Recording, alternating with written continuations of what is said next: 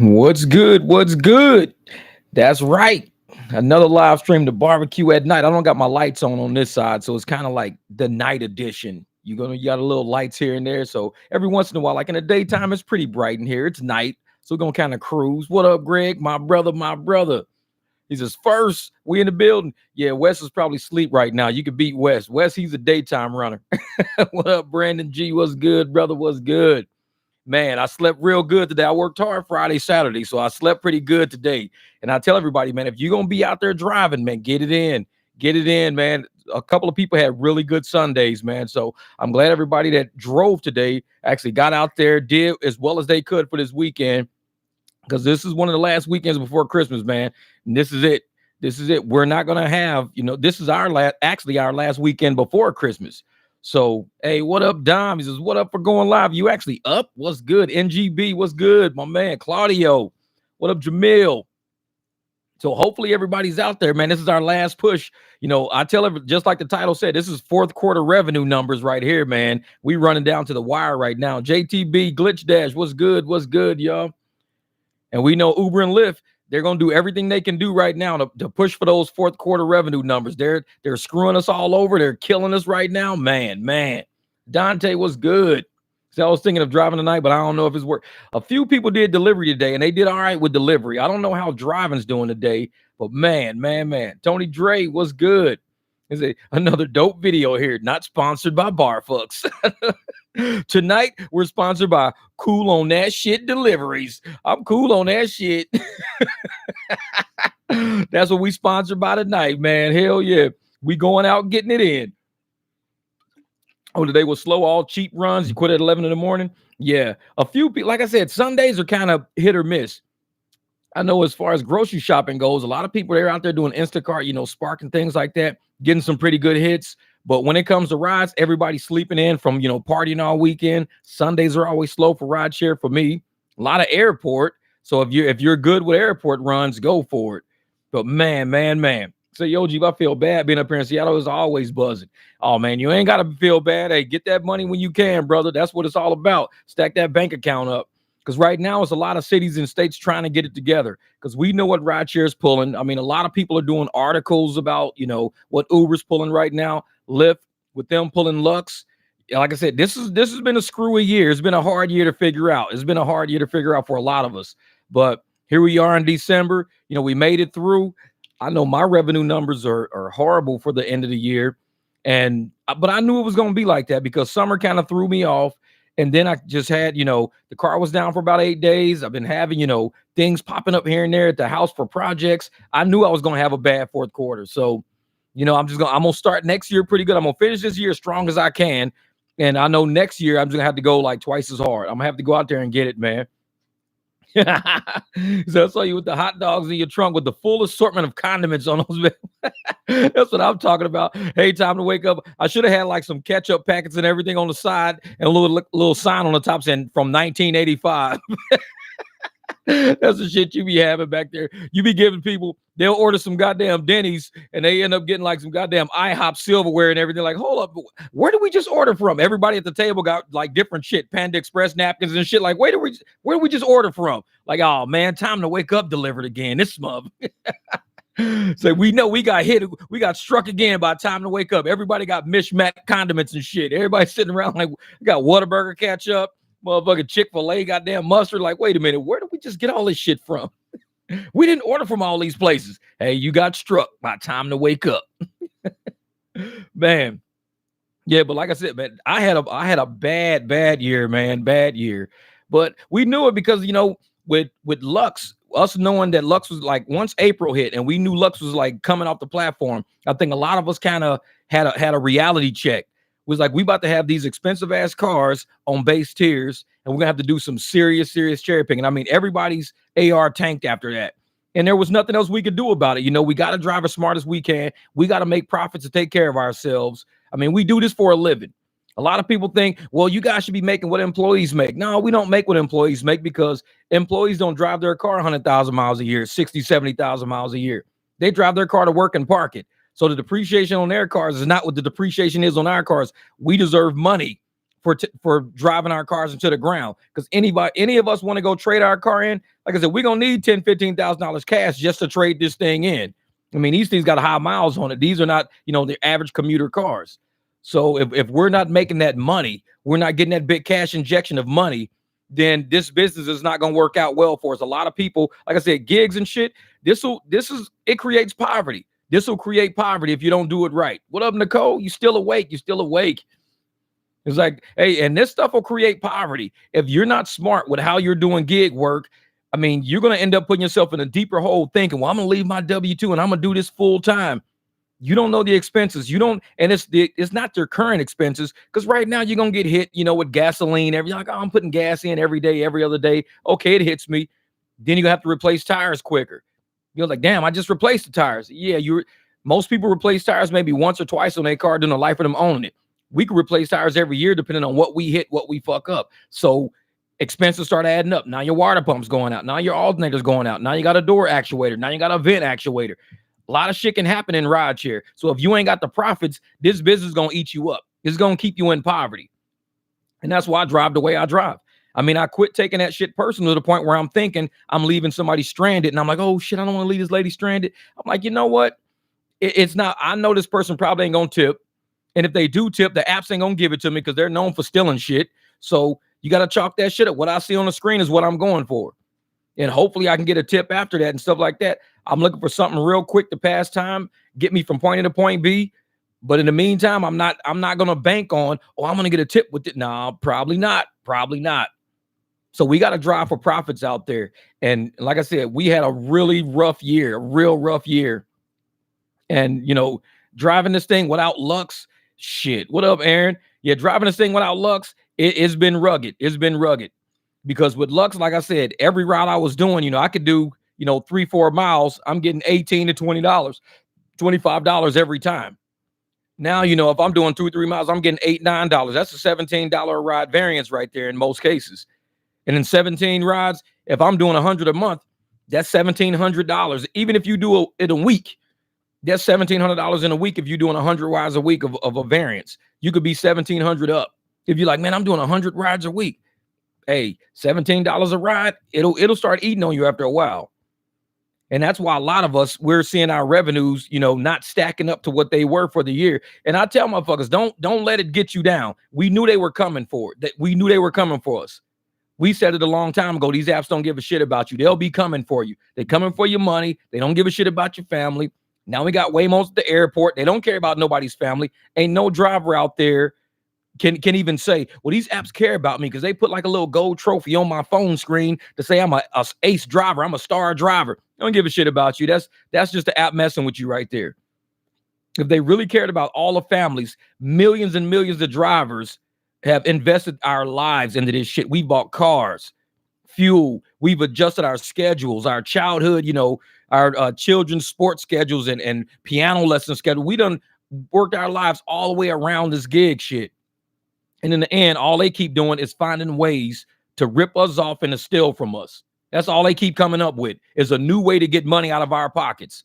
Oh, we're going to start doing this with drivers. Oh, we're going to start doing that with drivers. Oh, we're going to, make sure we don't pay them this. We're going to make them wait an extra 2-3 minutes, for the rider and give them an extra, 70 cents. 2-3 minutes, that's opportunity right there. Because y'all done seen my videos where I'll cancel somebody right on the corner, and within a matter of seconds, somebody right down the street hit me up. Boom, I go to the next block, pick them up, $11. So you got somebody sitting there for 2 extra minutes to make an extra 70 cents when I could just cancel that shit real quick, and I got a $11, $12 ride just sitting right there. This shit adds up over time. It adds up over time. And it's very consistent, which is why I like doing the videos the way I do them, man. I run my screen and I show it all. I show everything. There is no, let me not show you guys how I'm getting these good rides. I want you to see how I'm getting these rides. Because if we show each other how we getting these rides and we have more faith in the system of the way we choose rides, not the way the app is going to choose rides for us, but the way we choose rides, we build each other up and we keep each other out there driving, and we're pushing for this money. We pushing to go out there and take care of these families. Like I said, you still got a lot of channels out there who think this shit is a competition on who's a better driver than who. No, nobody's family is better than anybody's family. Everybody can struggle at any given moment. Any family can go down, any family can come up. And that's the way I look at this. This shit's work. For anybody using this shit to pump themselves up, their ego, I'm a better man. Fuck you. I don't deal with you. That's not how I roll. I'm looking at communities as a whole, the economy as a whole. I'm not looking at no individual motherfucker who just wasn't shit in high school and now he's a driver thinking he's the shit now. That's not why I'm doing this. We do this to help families out, man. And a lot of people, they still, that shit hasn't come on in their head yet. And I've got a few people that, they've emailed me and they're like, Jeff, man, did you block me off your channel? I said, yeah, because you need to build your own channel. Because I don't like when people come to my channel talking shit about drivers because we're having a hard time. I mean, we don't want to have a hard time. We want to have an easier time. We want to have good rides. We're not getting them. A lot of people know the apps are stealing from us. Even courts and judgments and fines and liens and shit like that. People know they're stealing from us. So if you're a driver with a channel, cool, more power to you. I love that shit. But you come to my channel trying to put us down and talk shit and be condescending, I'll block you from my shit and you can go work on your own channel. That's just how everybody knows me like that. I've always been like that. Just because I'm on YouTube don't make me no different from the person I've always been. Don't come over here fucking with people. I don't do that to nobody's channel. I don't go to anybody's channel and talk condescending to people. That's not how I am, so don't bring that shit to me. So yeah, motherfuckers, they email me, man, did you block me? Yes, I did. I don't gotta fucking, stutter when I tell you, yes, I did block you, motherfucker. You can't see my shit. Oh, man, what I do? And I explained to a motherfucker what they did. Don't be condescending on my shit. I don't do that. I don't do that on your channel, so don't bring that shit to mine. So we go out here and we try to help people, man. We're trying to build souls up, get people ready to do this shit to make this money. We know we having a hard time. I tell motherfuckers all this. I know I'm $7,000, $8,000 way behind where I should be right now. Way behind. Ain't no fucking way I can make that shit up. No way. But I got screwed this year with the apps. I got screwed with Lux. I got screwed with my car being down for a few days. I got screwed with, shit just happening in life. The apps just not paying us and stealing from us, man.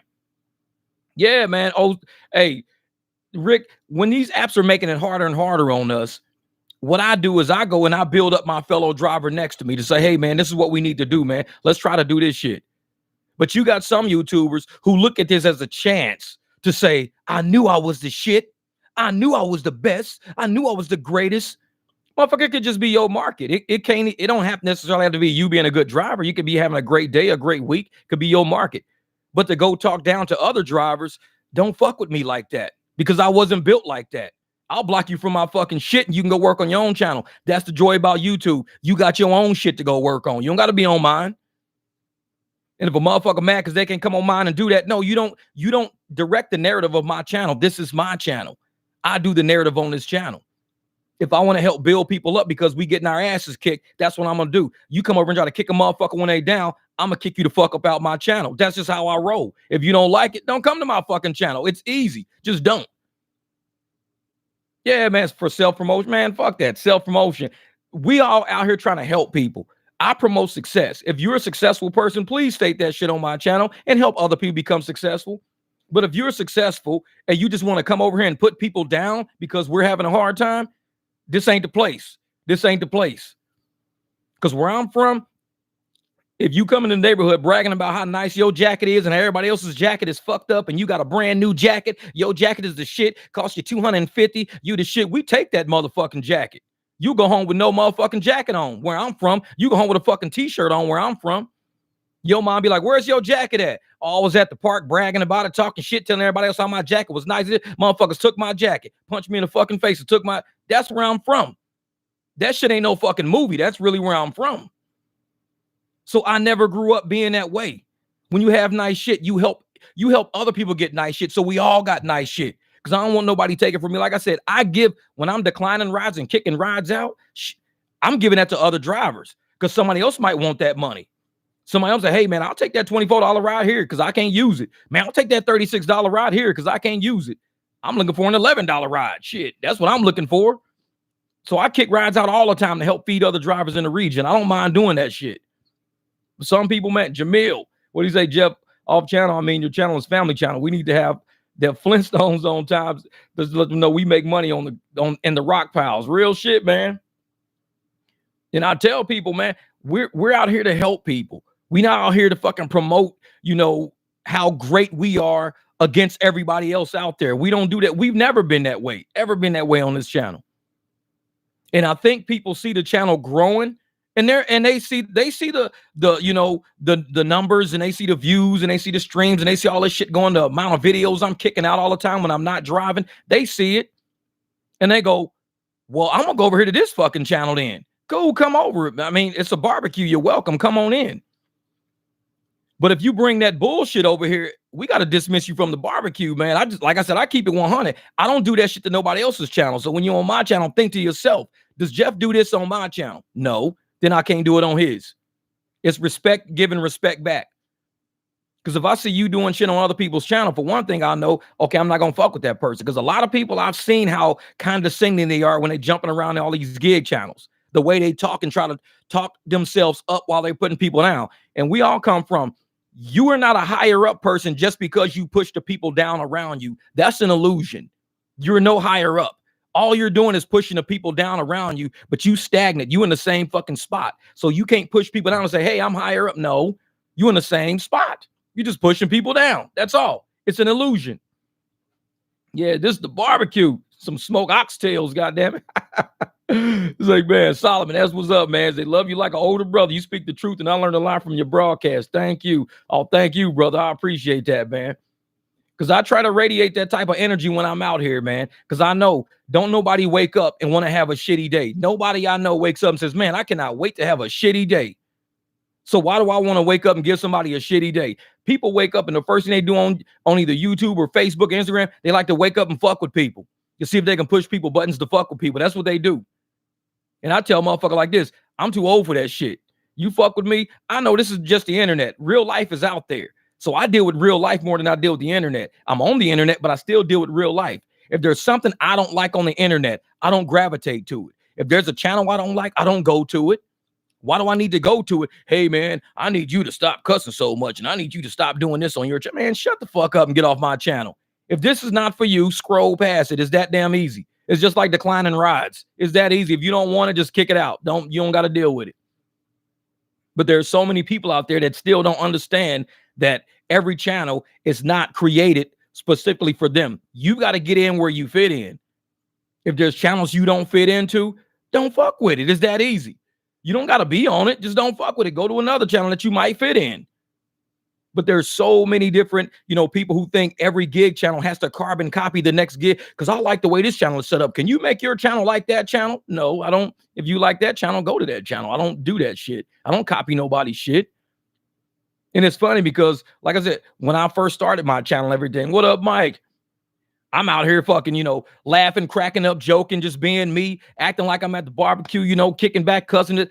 Every channel you hear on the gig space, now everybody's talking like me. Everybody's like shit, fuck, motherfucker, bitch, asshole. Everybody's saying that shit. But first, I was the not the role model type. I was the fucked up one that was, I wouldn't want my kid coming on the internet and hearing somebody saying shit and fucking all that. Now every gig channel you listen to say the same. They sound just like me. I love that shit. Because you motherfuckers are finally opening up. Stop being fucking phony. Be you. You motherfuckers ain't no newscasters and broadcasters. Open the fuck up. Be cool. Be you. So I don't knock that shit. If that's how you want to chat and how you want, cool. But it was so many motherfuckers putting me down because I was like that. And I never changed. I never broke. I stayed my fucking course and did my thing. And what happened? Now everybody's like, oh, so we could cuss? Like, motherfucker, I told you from the get-go you could. Do you watch fucking YouTube? There's a million movies and comedians and raps and all kind of shit on YouTube. Be you. So I just made sure that when I made my channel, I wasn't carbon copying nobody. I didn't want to be like another channel. I just wanted to be like me. I don't want to be like any other channel. And if people don't like it, that's cool. Because there's a lot of channels I don't like. I don't go around talking about the channels I don't like. I just don't watch them. I don't deal with them. I keep it moving and I gravitate to what I like. What up, Breeze? Hey, Brianna's out there. These trash ass apps. Yeah, exactly. And I'm one of those people, like I said, man. Jamil, thank you, brothers. Is you all 100% in real help. Just which people can listen in the airport by turning the apps and create a surge. Yeah, that's it. If you're at the airport, just everybody turn your apps off. That's it. Like 1 or 2 people keep your apps on. If you're in a group, it don't take everybody at the table to all have your apps on at the same time. You leave your app on, we all turn it off. I mean, you can easily create a surge at the airport if goddamn 90% of the people up there just turn their fucking apps off. Just turn it off. I do it all the time. I'll be riding like, let me turn this shit off. Let me just get out of this. Let me turn all this shit off. You ain't missing nothing. It's trash. You ain't missing nothing. So turn it off. All right, Jeff at it with the barbecue talk at the Derek Q. Exactly. The Derek Q. Real shit. And like I said, I appreciate everybody who's came to the channel, who helped me, build this channel, who sit there and they provide information. We all talk back and forth. We create that good vibe and that good energy that a lot of channels lacked. Because, like I said, most of us have been on YouTube for a few years now. We've been, checking out channels, checking out pages and everything else. And what we got a lot of was a bunch of podium talkers. Bunch of people like, well, because I have a channel, I'm above drivers. That's what we got a lot of. And nobody was trying to teach people how to drive better. They all talk policy. Well, when you use the app, what you want to do is make sure your AR is at this level to get this. But how? Tell somebody how. Well, in order for me to tell you how, you have to join my Patreon. And it's always a fucking catch to it. Always a catch. What up, William? So I'm like, fuck that. Screen record. I'm going to show you everything I fucking do. Screen record. If you don't like what I do or how I drive or what I drive, cool, knock yourself out. I remember when I first made that video, the video that's on my home screen, the how to cherry pick one-on-one. I remember when I first made that video and everybody was, oh man, I can't believe you sitting at the airport 15, 20 minutes. You ain't taking no ride, man. I would have took all those rides. I'll be making those same motherfuckers to this day are low AR drivers. Like I said, we always been on the front of the fucking wave. We've always been on the front of the wave. That video's got over 30-something thousand fucking views already. Tons of fucking comments on it. That was a video that YouTube put out. I didn't put that out. I put it out. I put it on YouTube. YouTube ran with it. There's a video I did in January about how trash January, and that video. Those are two videos YouTube ran with. Between those two, they got about 80, 90,000 views on those two videos. Like I said, I just create content. I put it out there. YouTube does whatever they want to do with it. So YouTube sent those videos out to everybody. And in the beginning, everybody, oh man, you're stupid. You're sitting there, your AR is going to go into the ground. You're going to get deactivated. You're stupid. Those videos are old. Those videos from last year. I can't believe you're sitting there for 15 minutes, not taking a single ride. All that money you're letting pass up. Those same drivers to this day are now low AR drivers now. Like I said, short bus mentality. Some people think a little slower. It's cool. Eventually they'll come around. But I never changed my course, even with my channel, the way I drive, what I do, because at some point, we're going to win this battle. And I believe that. There's a lot of drivers around the nation, whether in Minnesota, Seattle, New York, they've all been fighting battles longer than what the media even shows us, because we know the media is slow. So by the time we hear about it, shit's already probably been, months later, a year later. Media is slow. So when they were fighting all of those, courts and getting their money back from the fares and the fees that were stolen, that's been going on for a long time. That didn't just happen this year. They've been fighting over that for a while. We're just finding out about it. So we got to keep staying the course, because we know shit's coming down the pipe. We know help is on the way. We just got to make sure that we stand strong for the families we still got to feed. And we can't feed into the bullshit out here taking 30-cent a mile rides, 40-cent a mile rides, scared to tank our ARs. I don't want to be deactivated for low AR. It's not going to happen. It's not going to happen. No, Aaron, I ain't looked at the email yet. I drove all week. Usually I don't look at emails over the weekend because I'm driving all weekend. I'm not even in the house. And today I slept all day. I woke up about 4 or 5 p.m. So I got up, ate breakfast and everything. I try to do it up, man. I'm telling you, Aaron, driving plus doing YouTube is a full-time fucking job. But I get the emails when I can, though, brother. I get around to them. And sometimes it might be 2 or 3 days, 4 days, because I still do video edits. I got to go through comments. I got to do live streams. It's a lot I got to get into. But when I get a chance, I go through my emails and I try to kick everything out. So, and that's why a lot of people that do YouTube, they hire other people to do all of that shit.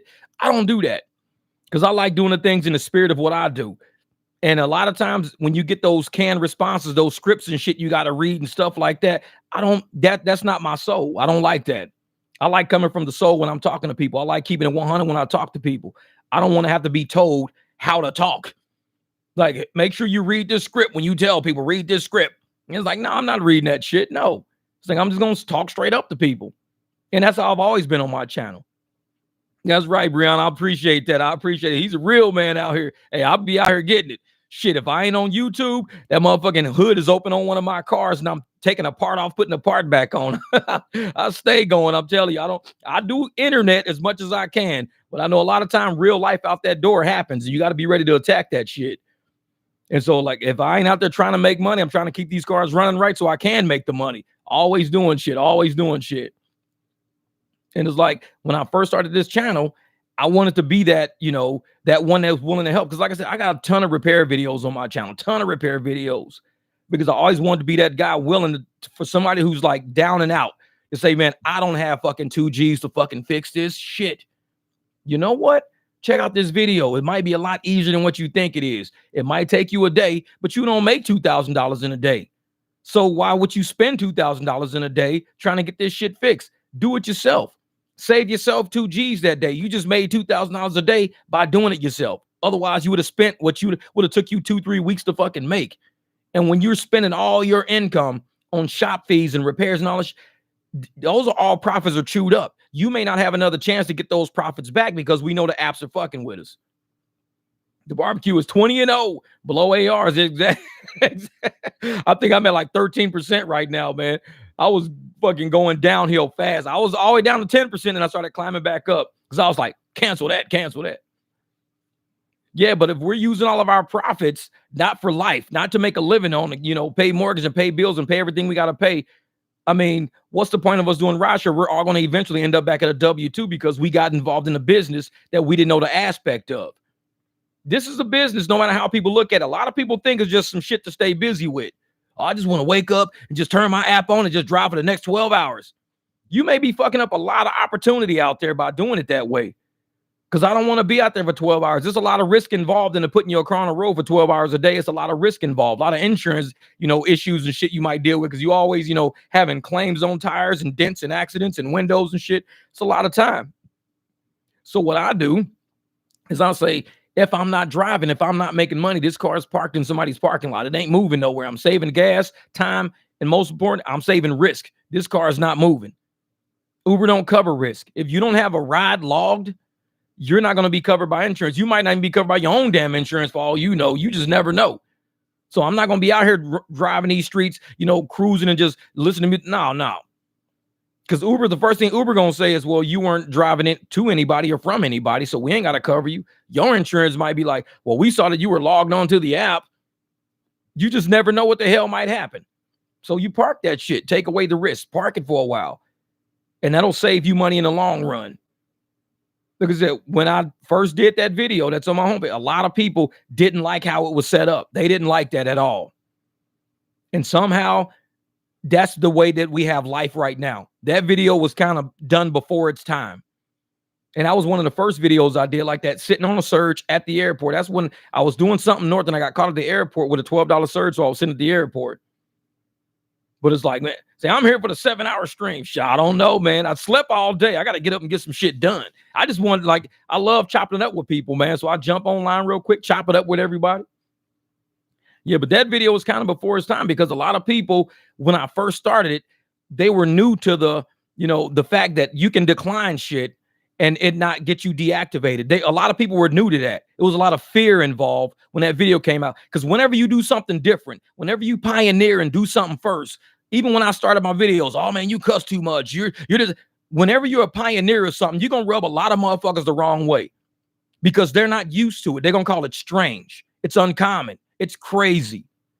Because normal is common. Normal is not crazy. Normal is sane. No, that's normal. But if you stick with normal your whole life, you're gonna be on one path in one bubble under one control system. Somebody has to step outside of the box at some fucking point and says, hey, let's do something different. What do you mean? Do something different? What do you mean? You got to do something crazy every once in a while. To everybody else, it's not normal. It's crazy. It's strange. It's kind of off a little bit. But you got to do it anyways. So once you do it, now people are coming around to it saying, oh, so if we can't decline all these shit rides, they're going to start sending better rides. Yeah, now you're getting it. Some people are a little slow. And that's why that video, when I first put it out, had a lot of fucking feedback to it. A lot of people didn't like it. I'm not going to sit there and decline rides all day. I mean, they put a surge on it. I'm like, well, if they put a surge on it, it should be in addition to a bonus. It's not a supplement for. And that's how people knew they were. And I was saying back then, they're stealing tips. They're stealing our fares. There's no way possible somebody would do a 10-mile ride for $2. They're stealing the fare. The fare was never $2 for that ride. They stole it and said, but we're going to give you a surge in place of it. So, like I said, that video was before a lot of people. And now people are finally coming around to seeing what I was saying back then. And I'm glad, because I'm looking on different channels, looking at how people are driving now. And you could see it spreading. The intelligence is spreading. All the drivers in the chat, you guys are out there talking to people, chatting with everybody, educating drivers in the street at Circle K's and shit, airports. This shit is spreading. We're not just waiting on CNN and Fox News and MSNBC to fucking do the work for us. We out there doing the work. This is what we call grassroots. And we've been doing this shit before anybody else was doing this shit. Not to brag about when we were doing it, but it's to say, look at how long we've been doing it and look how far we've come. That's why I don't like the aspect of erasing history in this country. I love to look at where we were. I love to look at where we were. I look back at some of those old comments and old videos. I love to look at where we were. And then you look at where we are right now. It's always good to look at history to get a gauge on where you are. Because if you don't know where you've been, you ain't going to know where you're going. And we've been doing this shit for a long time. A lot of us have. So we sit here and we look at all the internet. We look at everybody, declining rides and low ARs and people getting rid of trash rides, people talking about trash rides. And we think, go back to these old videos. We've been on this shit when nobody believed in us. We've been doing this shit since back then. And now people are finally coming around and saying, hey, man, what up, King James? Now people are finally coming around saying, you know what? AR don't matter. Tank your AR. Get rid of them trash rides. It's cool to decline. They're finally coming around to it now. Yeah. Hey, Jamil, real shit. This is Jeff. You were ahead of the rideshare scams. You exposed them first. But I appreciate that, brother. And that's why I'm glad, YouTube allows to catalog all this history, because you can go on my channel and look back at all my videos. And it's like, dude, you've been on this shit for a while. You ain't new to this shit. This is what we've been doing. This is what we've been doing over here. Oh, yeah, rideshare guys shilling for Uber. Yeah, a lot of them. And so if they want to talk about, you guys are only doing that because of somebody else. We have historic videos on this channel. And a lot of you guys are in the comments on those videos. That's when I met a lot of y'all, was back then. Before the wave, when the wave was building up. When we knew that they was playing some shit, when they was getting rid of Lux and doing crazy, the wave was building up. And a lot of y'all was there when the wave was building up. We was riding on the front of that motherfucking wave. We wasn't sitting on the dock like, okay, what's happening? No, we was on the forefront of that shit. We was pushing that shit. And when you look around now, you talk to drivers, you hear people proud to have a fucking low AR. Remember when everybody used to be proud to have a high AR and we just kind of sat there like, no, I don't think that's the way this was set up, man. No, you're going to get deactivated if your AR is too low. You better get it up. You better start taking rides, man. Don't be sitting in no parking lot declining shit. You're wasting time. A lot of those people are probably back at W-2s by now. I don't know. Because like I said, they're not on the channel no more. A lot of them dropped off real quick. They might not even be in rideshare no more.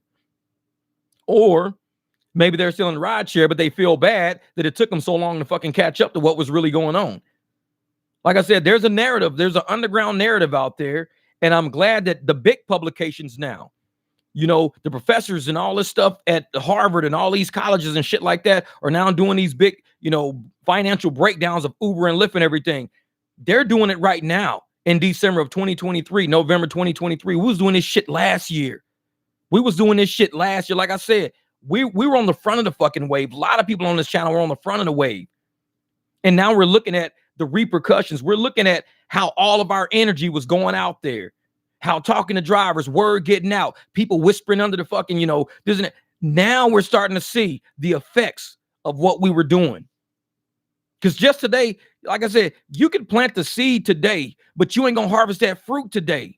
You got to plant the seed today. We planted that seed a long time ago. We planted that shit and we stuck by it. When people say that tree ain't gonna fucking grow, man, y'all motherfucker better start accepting rides. That tree ain't gonna grow. We watered that motherfucker. We put nutrients in that soil. We protected that fucking tree from harm. And now look at that tree. We're seeing the fruits of everything we fucking did a long time ago starting to be around us now. That's why I believe in rideshare. That's why I believe we can make a change in the difference. I see the fucking difference because on my channel, I look at my old videos. A lot of people, oh man, rideshare is over, man. This shit's dead. You guys might just want to quit and go get a W-2. Their channel's not set up like mine. On mine, I can go look at the history and see where we were. when money was good, when people was being careless with fucking profits, people was careless with AR, people were very careless. Now everybody's so fucking careful right now. People making sure they don't get fucked up. Oh man, I ain't taking that fucking nature hike, man. I'm not doing that. These money, even Uber itself sent me a message saying, well, we started paying more for shorter rides, so people started taking shorter rides. Passengers tell me it's just a short ride. I know a lot of drivers don't like short rides. This is only a short ride. I know you don't like short rides. I'm like, actually, I do like short rides. Oh, for real? Drivers be telling me they'd rather have long rides. That was back then. The fruits of our labor is now starting to come out. The fruits of everybody out there talking to people on Facebook, Instagram. Like I said, you guys talking in Quick Trip parking lots, Circle K's, airport lots. This shit is a fucking community effort. This ain't no goddamn YouTube effort. We talk about it on YouTube, yeah, but this ain't real life. Real life is when we take all this information. We sit at the barbecue, we gather, we eating our shit, drinking our shit, grape drink, what's that, purple drink like a motherfucker? And then we go out and we talk to the community in a real sense. That's where this shit makes a difference at. See, someone told me last weekend, I was like, I do. I know. And we go out there, man, and we try to educate the market so we can all help change the algorithm and what the algorithm says has a probability of being accepted. If something has a very low probability of being accepted, at some point, the algorithm is going to say, we need to get these probabilities up. We got to get these numbers up. They're not taking these $3. They're not taking unless there's a surge or there's a challenge or there's a quest involved. Algorithm is fast. What up, Silver Fox? So the algorithm can see which driver is taking which rides at which frequency and why they're taking it. They see certain markets with quests and everything else like that taking rides a lot quicker than me because I don't have quests. If you're not giving me surge, I'm not taking it. The algorithm knows me. So they go, well, first, let's try to skim for profits. Let's send something out there first to see if these guys will take it. If they don't take it, then we kick it to somebody who will take it. They're going to try you every time. Like your mommy say, try me if you want to. It's like shit. Dalton, I appreciate that, brother. Dalton said, hey, if it weren't for this channel, a lot of us would still be out there scraping together shit rides, hoping to break $30 an hour after tips. That's before our operating costs. Real financial literacy. I appreciate that, Dalton, because like I said, when I came to the game, there's not a lot of drivers out there with a bachelor's in accounting. I used to help fucking corporations stay paid up. Why can't I just help community stay fucking paid up? I give free fucking accounting knowledge every day. I give free, and this is all accounting from in me. This is corporate built me. Corporate built who I am because I took my little academic degree, academic education, had it applied in a real world setting for fucking corporate casinos and schools and home builders and shit like that. And I found out what profit margins meant, operating costs, cost accounting, managerial accounting. And now I'm giving all that shit to drivers for free, saying analyze everything you do. Each transaction is a separate, but I just turn on my app and I just drive. I just fucking drive. I just turn it on and just drive for 12 hours. They're not doing proper accounting. You got to be analytical if you want to go for profits. If you just want to stay busy, be an employee. And a lot of drivers are employee minded. They go out there and they just drive. That's what employees are told to do. Stay busy. I don't pay you to sit around. I pay you to work. And that's what they do. They get on the fucking app. Oh, I'm still an employee of yours, Uber. I'll work. Send me a ride so I can get to work. And we're sitting there like, wait a fucking minute. What up, Logan? What's good? Melly Mel, my man. And it's like, we got to sit here and analyze this shit like a business. We've got to say, wait a minute, what's the profit margin on these rides? If I do 10 of these rides, I'm going to be making about $15 to $19 an hour gross. I'm going to be making $15 to $19 an hour gross. And I'm spending $5 an hour on fuel. So I'm getting $10 to $12 an hour profit, $10 to $12 an hour to take care of my family in 2023. That shit's crazy. $10 to $12 an hour to take care of a family, a full fucking family in 2023 when groceries are twice as much. Rent's like extra $600-700 on what you paid like a couple of years ago.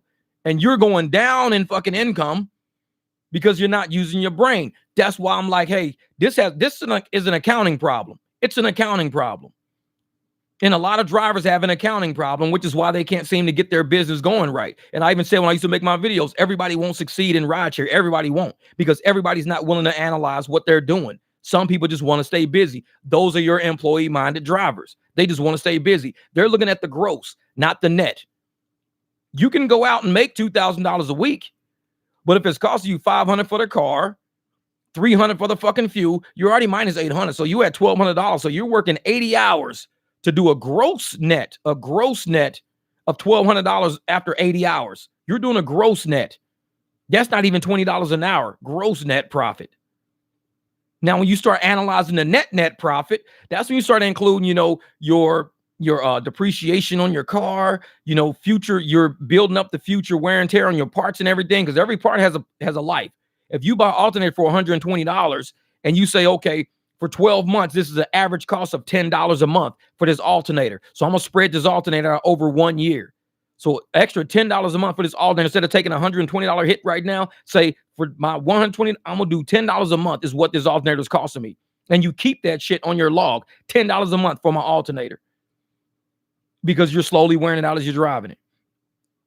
And so you do everything as a transaction, as an accounting transaction, because that's just how my brain works, because that's been my career my whole life. Since 15 years old, I've done accounting for either, summer camps or, government accounting for the Iowa Department of Natural Resources, casinos, Caesars Palace, Stratosphere, American Wagering, Lewis Homes. They got bought out by Kaufman Broad, 100 Academy, which is a division of Imagine Schools. Like, they're all over America. Those were all my fucking jobs and shit like that. So when I sit there and I look at rideshare, I'll look at it from an accounting standpoint. And when you see what these execs and these CEOs are doing to rideshare, they're looking at it from an accounting standpoint. They don't give a shit about our family. They're trying to say, we need to save costs. We need to create net profits. We need to do something to get these shareholders fucking paid. What about the drivers? Man, fuck them drivers. We can use some of their earnings. We can use some of their earnings, because we're the ones earning it. The app doesn't earn it. The app just is a bridge. It's like, here's a guy standing at ASU. He needs to get to this airport. How is he going to do that? If I'm at ASU and he sees me roll up, hey, Jeff, what's up, man? You took me last week, dog. You took me last week to the airport. Let me slide you 20 real quick. Can you take me to the airport? Cool. He hops in the car and goes. But if there's a bridge between him and me, if I'm sitting over here at Quick Trip and he's at ASU, the app says, hey, Jeff's over at Quick Trip. And he goes, hey, Jeff. If he don't text me, hey, Jeff, can you come over to ASU? Okay, it's a mile down the road. I'll take you to the airport, and the app says $7. Now, this guy just paid probably $26 for that ride, was willing to give me 20 cash, but I end up with $7 because I use that bridge. That app, that little bridge is ripping us the fuck off, because we don't need the bridge if we want to make profits, make good money. The bridge is deciding to say, instead of funding the money to the driver, we're going to withhold all of this fucking money and give him what we think he deserves. Fuck what kind of car he drives. Oh, he's driving a Lux. We got rid of Lux. He's driving a Comfort. We got rid of Comfort. He's driving this and that. We got rid of that. We're going to pay him what we think he deserves out of this transaction. When back in the day, we used to get 75%, 80% of that transaction. Same person, same family. A couple of years later, better car, less money. So instead of us getting 75% of it, we walk around getting 30%, 40%, sometimes 50% of it. And we have to be the ones that say, we need to start doing proper accounting for our family, because relying on corporate accounting to do accounting for us, they don't work for us. They don't give a shit about us. They're not going to adjust the accounting so we're taken care of. We've got to do that. Yeah, now more than ever, talk to your pastor to get your private ride game on. That's right, Melly Mel. Now more than ever. Now more than ever. Talk to your people. And Mel, you've been with me for a long time, Melly Mel. You already know. How long have we been saying that shit? Talk to your people. Break down that communication barrier. Be cool with talking to your people. You ain't nothing new to this, Mel. You know the shit works. You've been through this before. You've done it for a while. You understand how rideshare works. A lot of the new people that weren't thinking that fast, oh, you got to get your AR up. You're not going to get a fucking prize. You're not going to be on this tier. We're on this tier. Okay, you're on that tier. What is your bank account looking like? How are your expenses going? Can you afford if your car was to break down today? Well, I can always go get out a loan. I could take out a loan to fix it. A loan we're business owners. We shouldn't have to resort on payday loans and shit like that to survive. That's not what we do. We out here doing the work. We around the money. We making the money. The app is just a bridge. We're the ones doing the work. I need a ride to the airport. I'm at ASU. I'm at Quick Trip. I can get you there. The app says, Jeff, why don't you go over there and pick this guy up? But isn't it? Okay, cool. Apple try to sell you for fucking dirt cheap. $7.98, Jeff. Wait a minute. $7.98 to drive to him, throw his shit in my car, drive to the airport, do all that crazy traffic, take his shit out of my car, hoping I don't scratch my car the whole time. And you're gonna give me $7.98, and I hope he fucking tip? Dude paid like $24 for that ride. The apps are not gonna sit there and go, well, we need to take care of Jeff to make sure Jeff's okay. They have no fiduciary duty to me. To the apps, we're tools. That's all we are, is tools. So you can't be a tool to yourself too. You can't just have a high AR out there for 12 hours a day taking all these shit rides. You can't be a tool yourself. So you got to think, you know what? I need to do this shit a little smart. I need to analyze some shit. I need to break some shit down. Because taking all of these rides is wasting my opportunity. Getting rid of that $7 ride, wasting my opportunity. Because yesterday, I was sitting across the street, just dropped a lady off. A lady was right across the street from Lowe's. I actually got it on video. The next video I drop's gonna have it. I gotta work on it. She was right across the street, and it even shows it on the app, me driving across the street. I picked her up at Lowe's. It was a $3 ride. She lived in the neighborhood behind Lowe's. I'm like, $3 for 1 mile? I'm like, what the hell? I'm like, it's probably somebody at a store. So I go across the street. She's at Lowe's. Throw some shit in the back of my car. $3. I drive her around the corner to her house. I unload all her stuff, put it on the driveway. She gives me a tip for like $11.80-something. She gives me a tip in the app. So that 1 mile came out to $14.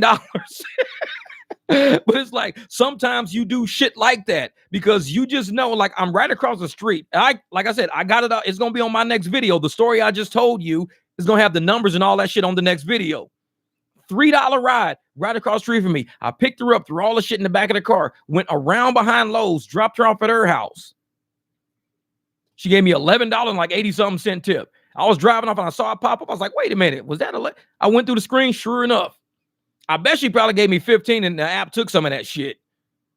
But it's like, and people wonder why we drive the way we drive. We don't always kick out every ride. Know your environment. Know where you are. I was in Ahwatukee. Ahwatukee is not the fucking hood. Ahwatukee is a nice place with a lot of appreciative people. It's right by Chandler, just south of Tempe, south of Phoenix. A lot of appreciative people down there. If you know where you are, a $3 ride might turn into a $23 ride in Ahwatukee. Know your market. Know where you are. $3 ride in the hood is going to be a $3 fucking ride. That's what it's going to be. Because they like to brag, oh man, I got to ride in a nice ass motherfucking Beamer, dog. Cost me fucking $6. I was balling like a motherfucker, man. I was out of control, man. We was fucking rolling that motherfucker. That's what you're going to get in the hood. You're going to get $3 for a $3 fucking ride. But when you know your market and you know where you are, that $3 ride, I'm like, somebody's right across the street. Let me go pick her up real quick. Shoot over there. Like I said, you're going to see it on the next video. $11 tip, $14-something ride for 1 mile. That was it. That was it. I was like, cool, I'll deal with that shit. Cool, that's what's up. But that's how we drive out here. We're very analytical. And by analytical, we don't just look at the numbers. We don't look at the time. We look at the region, the time of day, the area, the passenger rating, the passenger themselves. We look at all of this shit. We look at everything because we're analytics. We're doing analytics on every ride we do. Every transaction is different. A $3 ride could turn into a $23 ride, or it could be a $3 ride, depending on where you are. Know your market. Well, WeRides is a better bridge, but we need to get the word out with our passengers. We keep 100% of the fares, a lot more transparency. And Sergio, the thing about rides, I don't know if it's in Phoenix or not, because a lot of people type rides in, but they never say what region rides is in. Because we got so many apps out there that are only region specific. Like somebody will say, hey, man, you should drive Hum. And that's it. Like, where? In motherfucking Bangladesh? What are you talking about? Alaska? Where are you talking about? And they say the thing, they say, hey, you should do rides. I'm like, what region are they in? Like, what region are you in versus what region do you think they're in? Because we have to check regions. Uber and Lyft is in every region, pretty much. Not even in every region, but pretty much it is. Some areas, maybe not.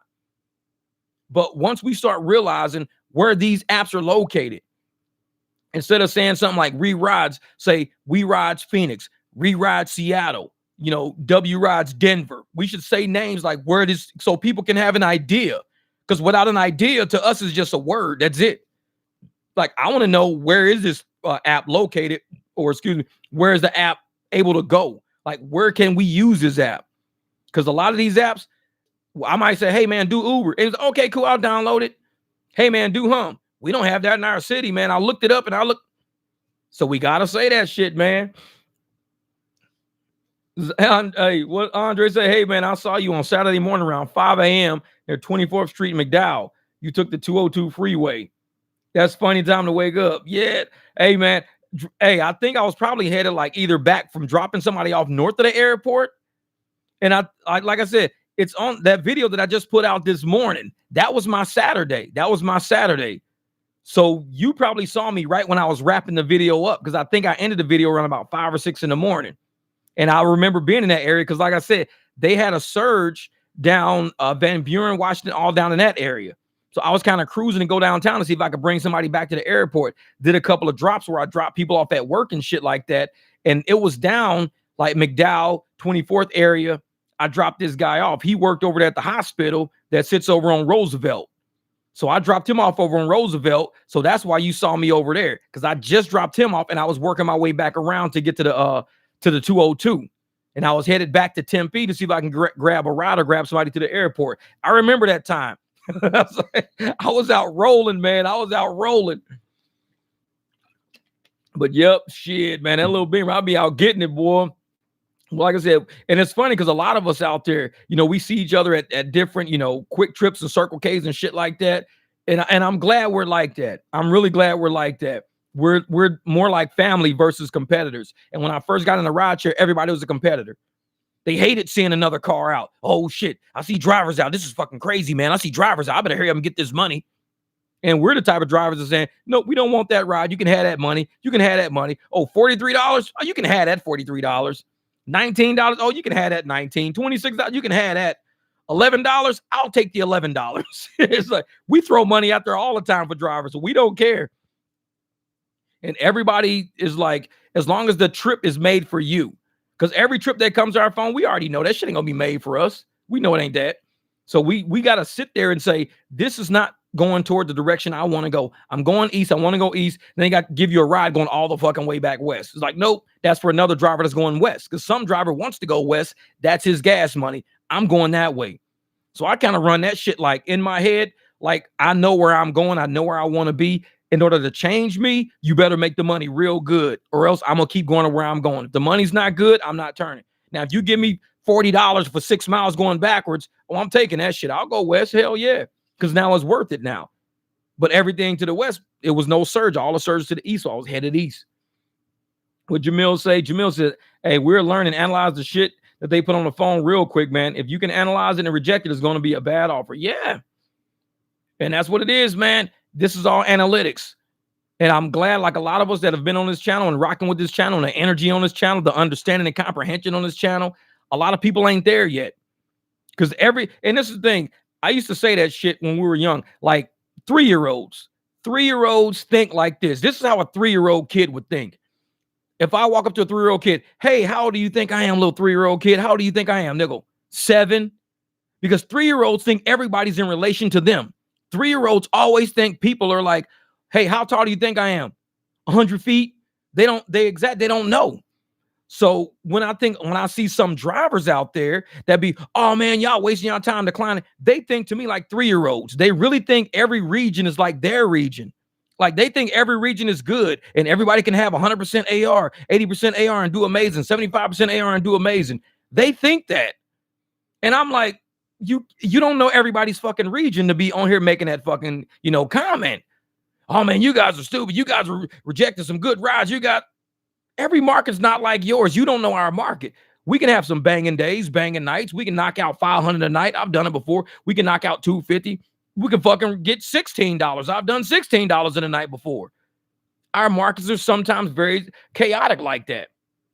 So when I see a driver bouncing around fucking YouTube, trying to be condescending and talking shit to everybody because they're not doing what they're doing. Oh man, I made like $300 a day every day, and my AR is like 80%. Now, okay, 3-year-old fucking kid, everybody's shit not like yours. You got to realize you live in this country where you live in this country. Your street and your addresses, 5 million people don't live in your fucking house. 5 million people live all over America. So you're talking from an aspect of living in your house, driving your car in your market. Like I said, 3-year-olds think like that. How do you think I am? 7. Motherfucker, I'm 50 years old. For real? Yeah, I'm 50. It's like 3-year-olds can't fathom that shit though. And that's why it's hard to talk to some drivers. They cannot fathom the fact that every market is not like theirs. 3-year-old mentality. What? You guys be doing this in your market? What? You serious? Yeah, man. In my market, this is what they do. They don't give us no surge during events. What? Yeah, man. That's crazy. See, they can't fathom that shit. But most of us know because we see it all the fucking time. It's like, man. Uh-oh, look at Breeze say, hey, what Brianna say, Jeff is right. Don't update your apps. I updated my app and everything changed. Oh, my shit still, I will not update it for shit. Hey, they keep saying update now, remind me later. I keep going, remind me later. I've been doing that shit for like before the Beamer broke down. I'm like, I'm not changing shit because they ain't paying us nothing. So, and Brianna's like, it changed. I'm gonna have to see some of your screenshot shit, Brianna. I'm gonna have to see that. You'd be like, oh, this is what they did. And Lyft does automatic updates. Because I don't see like that. I never get a message saying update Lyft. So I got to go through my Lyft app and turn like automatic updates off, something like that. Because they never asked me to update it. They just, shit's always different inside of Lyft. You get in one day and it's like, holy shit, what the hell is this? What the hell is this? And it's like, okay, Lyft never asked me what Uber always asked me. Lyft's on some other shit. They're overstepping their boundaries with my phone. It's like, man. What up, Neil? Oh, you worse than me. 9 o'clock just waking up. Hey, I'll be doing that shit, man. Thank you, Glitch Dash. I appreciate that, brother. Thank you for everything you do for this community, Jeff. Hey, appreciate you, Glitch Dash. Hey, you too, brother. Like I told you, man, you a solid one. You didn't care about what anybody was saying. You stood your ground, and you brought clarity to a lot of people at a time when people were trying to fucking pull the wool over on other people's eyes and create an illusion of shit that wasn't real. And the last thing as drivers, like I said, we have a driver community where a lot of people just, they want to like pretend there's something they're not. And it's like, just keep it fucking real, man. You ain't got a lot of no fucking body to make it, but everybody wants to lie to make themselves seem like they're a better driver in a better situation than everybody else involved. We all fucked up and we know it. The apps are running the show right now and we're fighting back. That's what we do.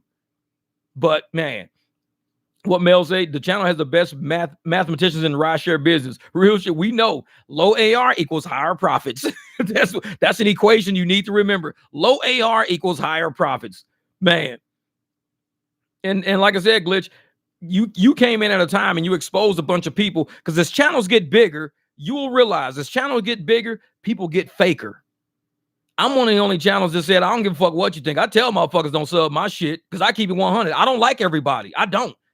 Just because people, I want 100,000 subs, man. I want 200,000 subs. I can't wait to get 1 million subs. Give a fuck about that.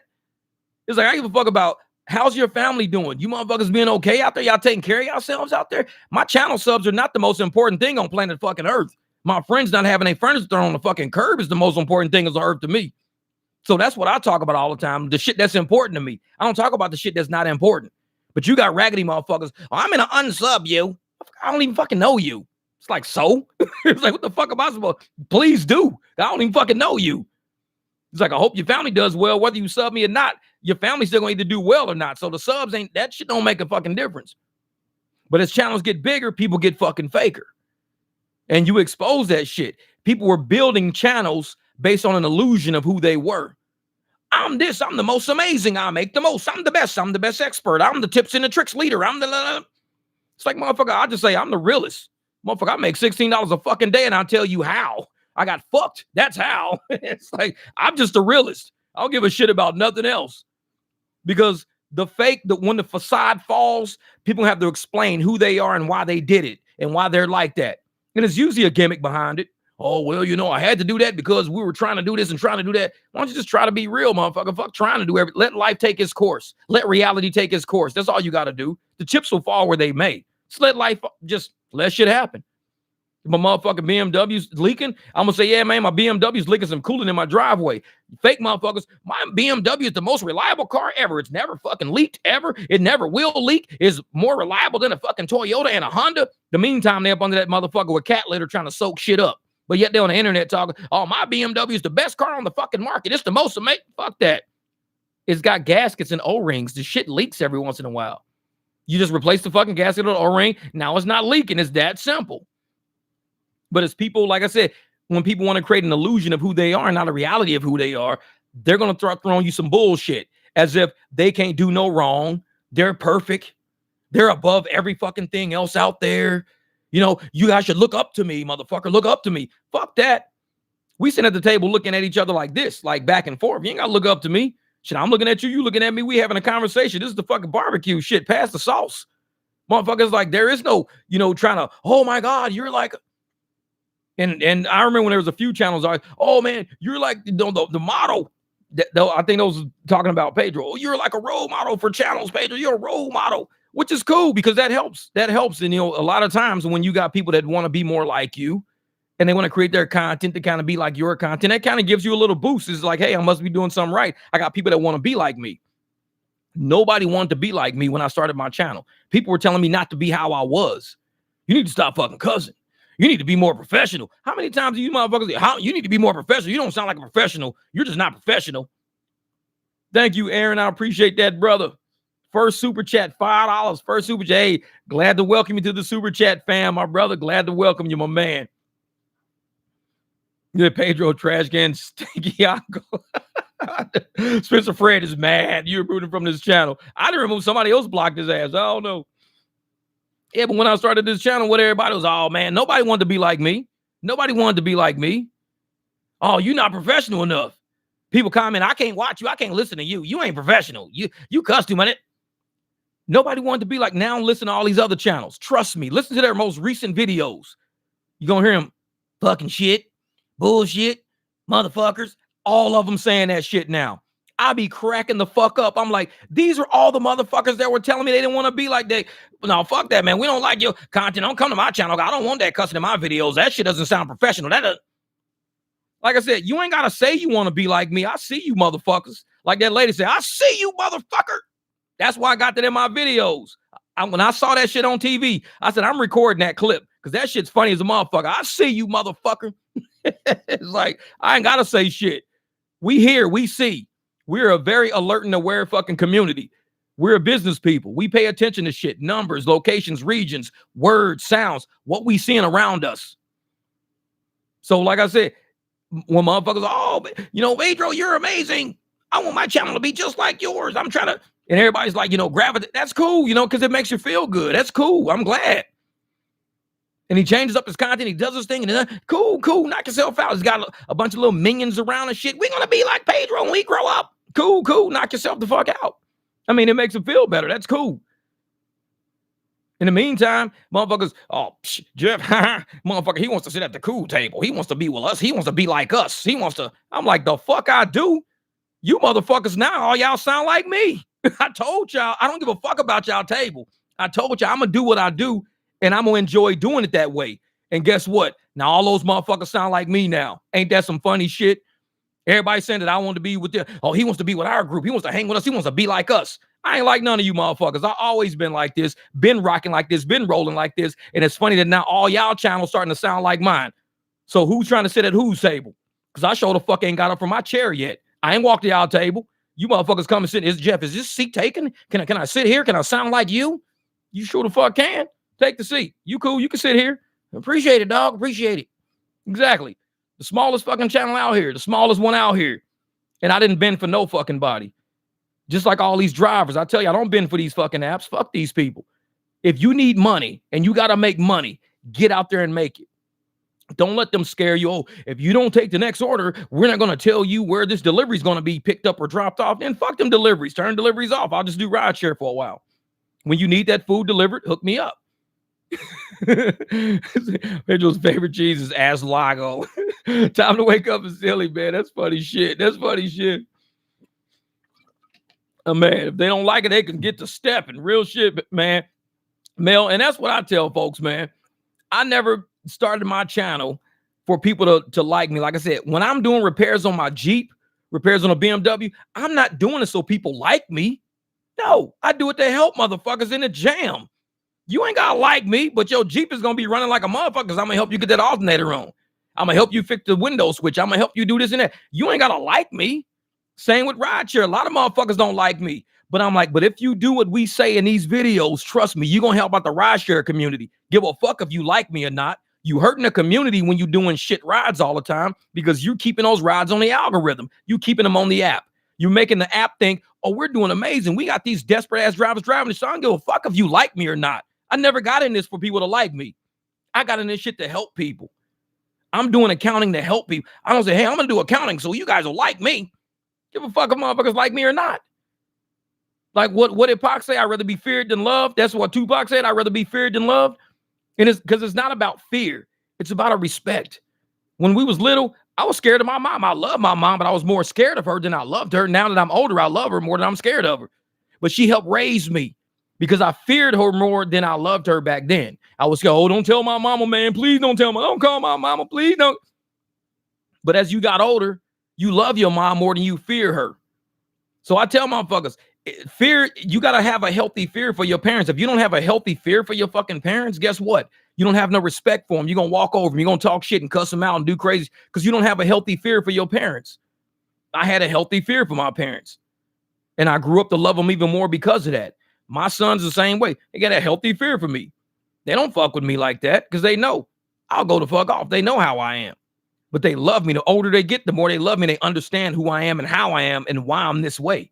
Because the world is worse than me, way worse than me. The world will fucking kill you, leave you in a fucking alleyway, have police tape around your fucking body with fire trucks and shit, and everybody with white tape and circling bullets on the fucking ground. The world will do that shit to you. I won't do that to you. I mean, I might go off on you, but I'm not going to kill you and leave you in an alleyway and have police tape and shit around you. I'm not going to do that. But it's like, I'll probably go the fuck off and be disappointed and be mad, but I'm much easier than dealing with the fucking world out there. I'll tell you that much. See, as I grew up, hated my mom even more. That's funny shit. That's funny shit. Say, Jeff, you heard or use GridWise? If so, it's accurate to your market. Yeah, I've heard of GridWise. I think Andrew down in Austin, he told me about GridWise. His mom uses GridWise because it tells people like where things are, events and shit like that going on. I think he was saying something like that. Like if you want to know if an event's going on in town, use GridWise. Yeah, it's tracking and info. Yeah. And he was always like, yeah, man, my mom uses GridWise for every fucking thing. I was like, shit. No. Suddenly, this channel was named Live Honda AR. I know it. That's funny shit. Live Honda AR. What's Live Honda? If they don't tip you time to wake up, give them some of those trunk-inspired condoms. Be like, hey, man, y'all take these motherfucking old-ass marshmallows. They like little baby bricks and shit. You can have these marshmallows. They like, they're breath mints now. These motherfuckers are hard like breath mints. They ain't even marshmallows no more.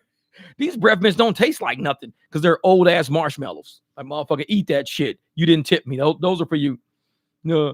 So I was telling Jeff that Pedro's recruiting as many homeless people as he can for DoorDash, and they're going around New York City stealing bicycles to get those deliveries done. To get Pedro's referral fees. That's funny. He's got people stealing fucking bikes. He said he got homeless people stealing fucking bikes to do DoorDash. Make sure you refer me. Okay. That's funny shit, man. That's funny shit. Never thought of that. That's a good ass idea, though, man. That's a good ass idea. Man. Hey, Aaron, it ain't me. It's these motherfuckers, man. They be cracking me out with that shit and say he got homeless people stealing fucking bikes so he can get some goddamn referral fees for DoorDash. Where's he get this shit from? Man, he be making this shit up. That shit's funny as hell. Yeah, Jamil, real shit, man. This is Jeff. Hey, we know you have our back no matter what we're at, especially if we're out here in Phoenix and you see us, you'll always have our back. I know. Real shit, man. Because like I said, we come from an era of when, like, even when I first started, it was kind of like, remember when the internet first came out? The internet first came out a long time ago, way before, not even DoorDash shit, just the internet, and everybody was like, you met him on the internet? Ooh, you met somebody on the internet? Ooh. Where you know him from? The internet? It was like a weird fucking thing because it was new. I tell you, everything that's new is strange. It's uncommon. It's unfamiliar. Ooh, met him on the internet. Ooh. And it's how when we first started rideshare, how was it? Oh, I do Uber. Ooh, you do Uber. Ooh, Lyft. Ooh, you do gig. Ooh, don't touch me, motherfucker. You do Uber. Until they started seeing how much money Uber drivers make, the kind of cars we got, the trips we be taking and shit, the way we take care of our family. Then it was like, you do Uber? You got a referral code? Can I do it with y'all? How you do that shit? Because they started seeing we making more than W-2 people at a certain point. More per hour, more per week, more profits. Like I said, when shit was first, it came out, Jamil, it was strange. It was strange to Uber driver. Oh, that's dirty. Oh shit, you dirty. It's like, what the fuck you mean? I drive Uber. I just make money driving around. Oh my God, don't touch me. Oh shit. Stand 6 feet back, motherfucker. But now all of a sudden, You got people leaving their W-2s at the end of the day, hating their motherfucking job. Can't wait to get in their fucking car because they see surge 2 miles from their house. Ooh, I can't wait. I'm going to get that surge. Like I said, when the internet first came out, it was the same way. Ooh, you met him on the internet? Ooh. Now, it was, and that's how rideshare was. That was rideshare. So now when I tell people that I'm a driver, I'm proud of that shit. I don't say, oh, I'm a YouTuber. Fuck that. I keep them off my channel. A lot of people that ride don't even know I got a YouTube channel because I don't do that shit. I don't go around telling motherfuckers, hey, man, I got a YouTube channel. Fuck that. They don't need to know that shit. If they see themselves on the internet one day, they don't know, oh, shit, that dude had a YouTube channel. He didn't tell me. Exactly. It's like rideshare OnlyFans. I'm telling you, man. Rideshare OnlyFans. Motherfucker looking at engines and shit. Ooh, look at this transmission. Ooh, look at this engine. Ooh, look at these rims. Oh, fucking rideshare OnlyFans. Like motherfucker got naked girls laying in front of cars and shit. But that's why, you know, I've always been proud to be a driver. Never tried to be anything other than. A lot of people are not proud to be drivers. You ask them, what do they do? Oh, well, you know, I'm a day trader. I'm a day trader. I take my money from rideshare and I invest it in day trading. Oh, so you're a rideshare driver? No, I'm a day trader. I don't, you know, I just use rideshare money to day trade. So you're a driver? No, I wouldn't say that. You know, I'm more of a day trader than a driver. Motherfuckers, they don't have pride in what they fucking do. And when you don't have pride in what you do, you won't feel it. You won't feel it. I love cars. I love working on them. I love buying them. I like seeing other people with car problems and going, hey, man, we can't figure out this ticking and clicking sound. What the fuck is going on, man? This is what we're going to do. Oh, we're going to replace the oil pump. Cool. Car runs like brand new now. I love cars. I love being in my garage. So I don't mind telling people I'm a driver. And if they go, ooh, you're a driver? Yeah. Then you start showing them your Jeep. Oh, shit, this is a nice-ass Jeep. Yeah, it's my motorcycle. Oh, shit. You're a driver? Yeah, I'm a driver. How do you got all this shit? I'm like, what do you think a driver does, motherfucker? I drive anything with an engine and wheels on it. I'm going to buy the motherfucker because I'm a driver. It's what I do. It's like when you look at the movie Transporter with Jason Statham. When you look at Transporter, what does he do? He drives badass fucking cars. He's got the best cars out of the whole fucking movie. He's a driver, but he's also an assassin. I'm not an assassin. Not for real. Yeah, exactly. You can do whatever the fuck I want. Hell yeah, all day. Pedro's also recruiting a homeless guy from Quick Trip with the dirty squeegee to do DoorDash time. That's funny shit. This man, so here's some crazy shit. I have a rental from U-Cars for over 2 weeks now. My brakes have been making weird noises and they refuse to fix the shit. Meanwhile, I'm paying full price. Yeah, man. If you got to let them know if that's U-Cars and them brakes are making funny. No, sometimes you look at the outside pad and it looks like a full pad, but the inside pad, the caliper might be hung up inside of the shim. And if the caliper is hung up inside of the shim, what's going to happen is it's going to stay against the rotor. It's going to chew that pad down a whole lot faster than the outside pad that you see.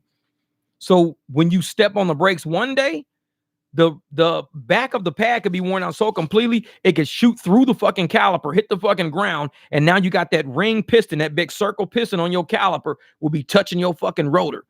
That can heat weld because it'll keep spinning. It'll heat weld and turn blue, red, yellow, all that shit. It'll heat weld to that fucking rotor, damage the whole fucking caliper assembly, give you no brakes at all, slide into some fucking body. So when your brakes make a sound, I would look at it. I don't fuck with brakes. Brakes is the only way you can stop a car. I mean, you can't jump the fuck out that motherfucker and just let it roll and hit the wall. It's like shit. You need brakes. If I hear my brakes fucking no, the first thing I'm doing is popping my wheels off, making sure there's not a rock stuck in there. It could be something stuck. I need to hear what the fuck is this sound coming from my brakes? Because without brakes, you ain't stopping a car. No, hell no. What up, Ronald? My man. What Zick say? They be like, check on my hoes with my rideshare, but primarily I'm a pimp. Sick and stupid. I'm checking my hoes while I do rideshare, but primarily I'm a pimp. No, that's fucking Logan. Logan got stopped for that shit out in Vegas, man. They tried to fucking pull Logan over. That cop ran up to him. Well, this is an area of like prostitution. He was like, dude, I'm doing deliveries right now. Look at my phone. I don't know. You got a nice car. This is a nice car, man. There's a lot of girls around here. That cop really tried to make Logan a pimp. He got that shit all on video. That shit was funny as hell. He said the light pole will stop it. Yeah, man. Exactly. If all your riders notice the noise, that means there's something serious wrong because the brakes don't make sounds. They don't. If it's a rock stuck in there, then new cars got to take that rock out. If it's the actual brake itself got stuck on a shim and I was grinding down, at some point, like I said, people have come in before to get brakes, and you don't even have brakes on one side. Like, dude, where's the brake pad at? I heard something clunk one day. I guess that was it. It's like motherfucker went straight through, plang plang, goddamn rotor all chewed up around the edge. It's like, man, yeah, people, man, they don't take care of these cars, man. Like new cars, they're gonna end up being liable for some serious shit. If something, like I said, you've already notified them about the brakes, and do that shit, man. Keep that shit documented. Say, I'll let them know this day, this time that something was wrong with the brakes. Because when something happens, when you can't stop that car and you got to jump a curb and knock a tree down, they're not gonna be able to fucking sue you. They got to sue new cars because you're like, I told y'all something was wrong with these brakes, and y'all kept telling me, putting me off. I hit the brakes the other day at the light. The car didn't stop. Motherfucker kept rolling. I rolled right through that motherfucker, and I had to stop the car. So I had to hit a tree to stop it. I'm not going to keep letting that motherfucker roll. I'll just hit a tree and let the airbags pop out. But I'm not going to be rolling this motherfucker all day. Man, telling you, man, these people, brakes are serious. And I mean, even in my garage, I got spare brakes for the Jeep. I think I got rear spare brakes for that. I got rear brakes for the Beamer. I need to go get some front brakes for it and put them on the shelf. I keep brakes on the shelf. Because the day your brakes are fucked up is the day you change them. Because if you already got the wheels off anyways, and you got everything apart anyways, you might as well just change them. Everything's apart. It's like, fuck it, it's all apart. Just put the new ones on. Compress the goddamn piston back into the caliper and just put new brakes on. If the old brakes ain't that worn up, throw them in the box, throw them on the shelf. Man. What Jamil say, you got a nice car, Jeff, the Phoenix. That's what it's unacceptable what I pay. Exactly, Greg, man. If you paying all that money and you paying for something reliable, something that's quiet, and that's something that's nice that these customers are going to like to ride in, then you deserve that.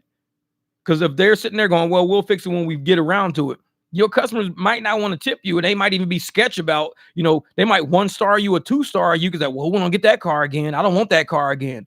2-star that car, man. Well, that shit was kind of crazy, man. 2-star that dude. He don't take care of his shit. So that affects your money. That affects your money at some point, man. Man, this is Jeff, the Phoenix PD. Since you have a badass car, they think you're a pimp. So you have the VIP and Van Buren to pimp out all the girls there. Hey, I stay off of Van Buren, man. Sometimes when I'm downtown and I catch myself going down Van Buren, I'm like, shit, maybe I should jump over to Washington. Van Buren is kind of like sketch because cops be like, why is this nice ass BMW coming down Van Buren at 3:00 in the fucking morning? Ain't no other cars around here. Stop him. Like, man, forget that shit. I don't even go to the Quick Trip. It's a Circle K sitting over there. One time I stopped at the Circle K, man, about 3 or 4 bums came out. People was coming out asking me for cigarettes and shit. I was like, I can't sit at this Circle K. Hell no. And it was on like Van Buren and like probably 10th Street, because the one on 44th Street, the Circle K on 44th Street, that's okay. That's where the bum took a shit, at that one. The one further down, it's probably like 16th Street. There's one on Van Buren. Don't sit at that one. No. Because that's the one everybody's going to walk up to you. When you get there, everybody's walking up to you. Hey, man, you got a cigarette? Hey, man, you got a dollar? Hey, man, you got spare change? Hey, man, what you doing over here, man? Man, it's a nice car. Start that motherfucker up and just drive off. You're like, man, I can't sit over here. Fuck that. No. So we're not pimps. We're type flight security for Quick Trip and get paid in donuts. I'm going to tell those motherfuckers, you owe me some free crusty dozies, you motherfucker. I've been sitting here for an hour straight, making sure everybody was getting gas and nobody was running off with the pumps. Motherfucker, give me a free donut. We already got security already. We don't know who you are, man. I'll breathe. Working tonight? Probably. If I do, it'll be later. If I go out, it'll be around about probably 1 or 2 in the morning, and I'll probably drive to about 5. Do all airports for about 3 hours. I would do it. I could see myself doing that. But like now, I don't think nobody's going out. The students are on school break right now. So a lot of them might be at bars, after watching games and shit like that. They might be house bumping back and forth. So, but it's not going to be a whole lot of good rides. Definitely it's not going to be no surge out there. It was surge earlier. I shot a picture over to King James. I said, hey, dude, there's some surge out if you're going to be out today. But other than that, nah, I'd rather do airport. I'm probably go out 1, 2 in the morning, just drop to about 5. But I normally take Sundays off just because tomorrow I like to go through my whole car. I start going through everything. I clean everything from top to bottom, go through the engine, check belts, look for any cracks, creases. I know the Jeep, I looked at the belt the other day and there's a crack in my belt. So I got another one in the trunk of the Jeep. So I'm going to replace that belt tomorrow probably and just throw that one. It's only one crack. Just throw it in the garage just in case something Then I'll go get another belt. But I'm all Mondays, like Sundays, Mondays, I go through all my car shit. I just start popping hoods, jacking cars up, looking for leaks, looking for oil around gaskets and shit like that. Because I don't want to be way out far away and some shit happen to my car and I got to pay for a tow to get all the way back home. So all the money I made, now I got AAA, but it's like, or I got with my insurance, I got towing. But the thing is, you only get it for so many miles. So all the money you made that day now goes to a tow truck company. Trust me, Bree, I'll be on it. I tell motherfuckers, trap your profits. Do anything possible in your power that you can do on your own to save those profits. Because when you're out there, like I said, when people used to do rideshare and they were getting all these, like Melvin said, we ain't got no challenges. People used to get all these quests, these challenges, these bonuses. People used to brag about, making $600 a day every day. Ask these people today, where is that money? Like, what do you have to show for it? Because when you make more money, your spending habits change automatically. Like I said, you go from eating $3 chicken buckets to getting $9 chicken buckets now. You don't want no three. Nah, motherfucker, I'm balling. I don't need no $3 chicken bucket. I want the biscuits. I want the 9-piece, man. And now you're getting the bigger chicken buckets. Your spending habits going to change. So I tell people, you know what? Act like you fucking broke. Live broke. If you don't have enough money to cover every liability you got on the table right now, that means you owe people more money than you got. You broke right now. If you owe more money than you got, you're not rich. And there's a lot of motherfuckers out there who seeing people living in fucking mansions, living in fucking $2 million houses. Oh, you must be rich, man. You got a $2 million house, man. You must be rich. I guarantee that motherfucker got more debt than he's got assets. He got way more debt than he got cash. Because some people live in debt. And they sit there with all these liabilities on the books. They got a mortgage to pay on a house they can't fucking afford. They got 2 cars in the garage with mortgages on it. They're living off of cash flow. They got credit. Exactly. It's called rich broke. They living off of cash flow at that point. They got everything on credit, and they just keep enough cash flow to come in to cover the minimum credit for all of this shit, the minimum liability for all this shit. So that's why when I see people in nice neighborhoods, nice big houses and all that, I'll be like, oh, man, you rich? I'm an accountant. Motherfucker, I used to do financial statements. I know what it looks like to appear to be fucking rich, but until you see somebody's financial statements, you can't say that. I know some people out there with no fucking, like, nothing. They live in an apartment. They don't have a car. They work every day at a W-2. And guess what? They have more money than they have liability. They're actually better off than a motherfucker in a mansion. Because if today that motherfucker in a mansion, if all his debt got called today, he'd be fucked. He'd have to give up everything, sell everything, just to cover debt that his ass can't. He'd have to get rid of his house. Both of his cars had to be sold, and he'd still be in a fucking hole. But yet you got people who don't even have all that shit. If they had to pay all the debts they had, they say, you know what? I only got like fucking $2,000 in debt. I only got like 2 G's in debt. That's it. I mean, I got like $8,000 in the bank. I got 2 G's in debt. I can pay off that 2 G's, and I could wake up tomorrow and eat motherfucking oatmeal and not give a shit. So yeah, it's rich broke, man. People are rich broke. And that's why I tell people, anytime you can trap profits, trap them. Don't change your spending habits, because shit's going, like I said, I don't change my spending habits at all. I woke up the other day, motherfucking water heater leaking all through the fucking laundry room. You know how many people will be like, shit, turn the fucking water off. I got to go to my W-2, see if I can get an advance on my paycheck. If I can't get an advance on my paycheck, I'm going to go get a payday loan. If I can't get a payday loan, I have to borrow some money from your aunt, borrow some money from your uncle. A lot of people can't just wake up and go, shit, I need to go buy another fucking water heater and just go buy one. But that's why we drive the way we drive, because I trap profits. That weekend, I made $800 that weekend and driving. Some of it went towards gas. Some of it went towards groceries. 500 of that money that I made and out of that 800 went towards that goddamn water heater. So everything I made last weekend, gone. Every penny, gone. It's either in my gas tank, or it's in my refrigerator, or it's at fucking Home Depot. Every dime I made, gone. That fast. It took me 2 days to make it and like maybe a few hours to spend it all. 2 whole days I made the $800. 2 whole days of driving. Then I spent it on groceries at Walmart, Circle K at the gas pump, and then at Home Depot, however much time it took me to go get that. And I got a $5 fucking hot dog, and I tipped the dude $2. So that was $7 of that shit. Yeah. The water heater knows we have money in the bank. Real shit, Zick. The water, he's like, wait a minute, you got some money? Oh, you just had a good weekend, motherfucker. You just had a good weekend. I got you. So don't forget about that hot dog, buddy. Exactly. Get that fucking hot dog, man. It's $7 fucking hot dog. Man.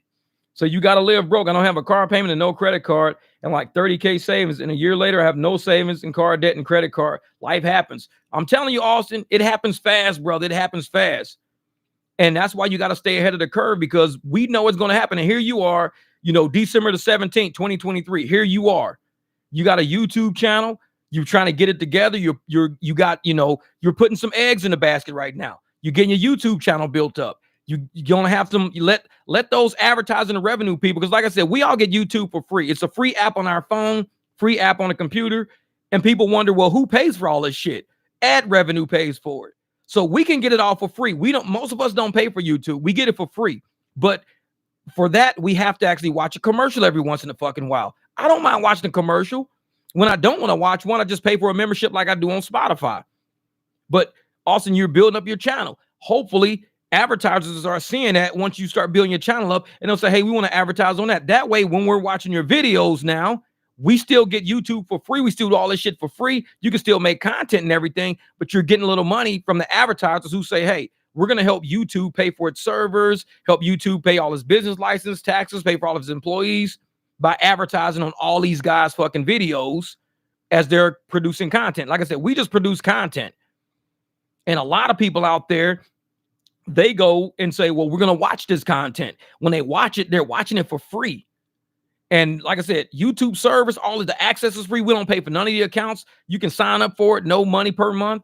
But the advertisers say, we're going to make sure we keep YouTube as a working platform for people to speak, for people to post on, for people to trade information, people to sit around. And so just keep building your channel, man. Keep building your channel up. Because it will. Because I tell people, I remember when I had 8 subs. I remember when I hit 100 subs. It was all like, this shit is new to me. But you keep working on that. Because at some point, you're going to need that money one day. We're all going to stay broke. Like I said, people say, man, you get money on YouTube.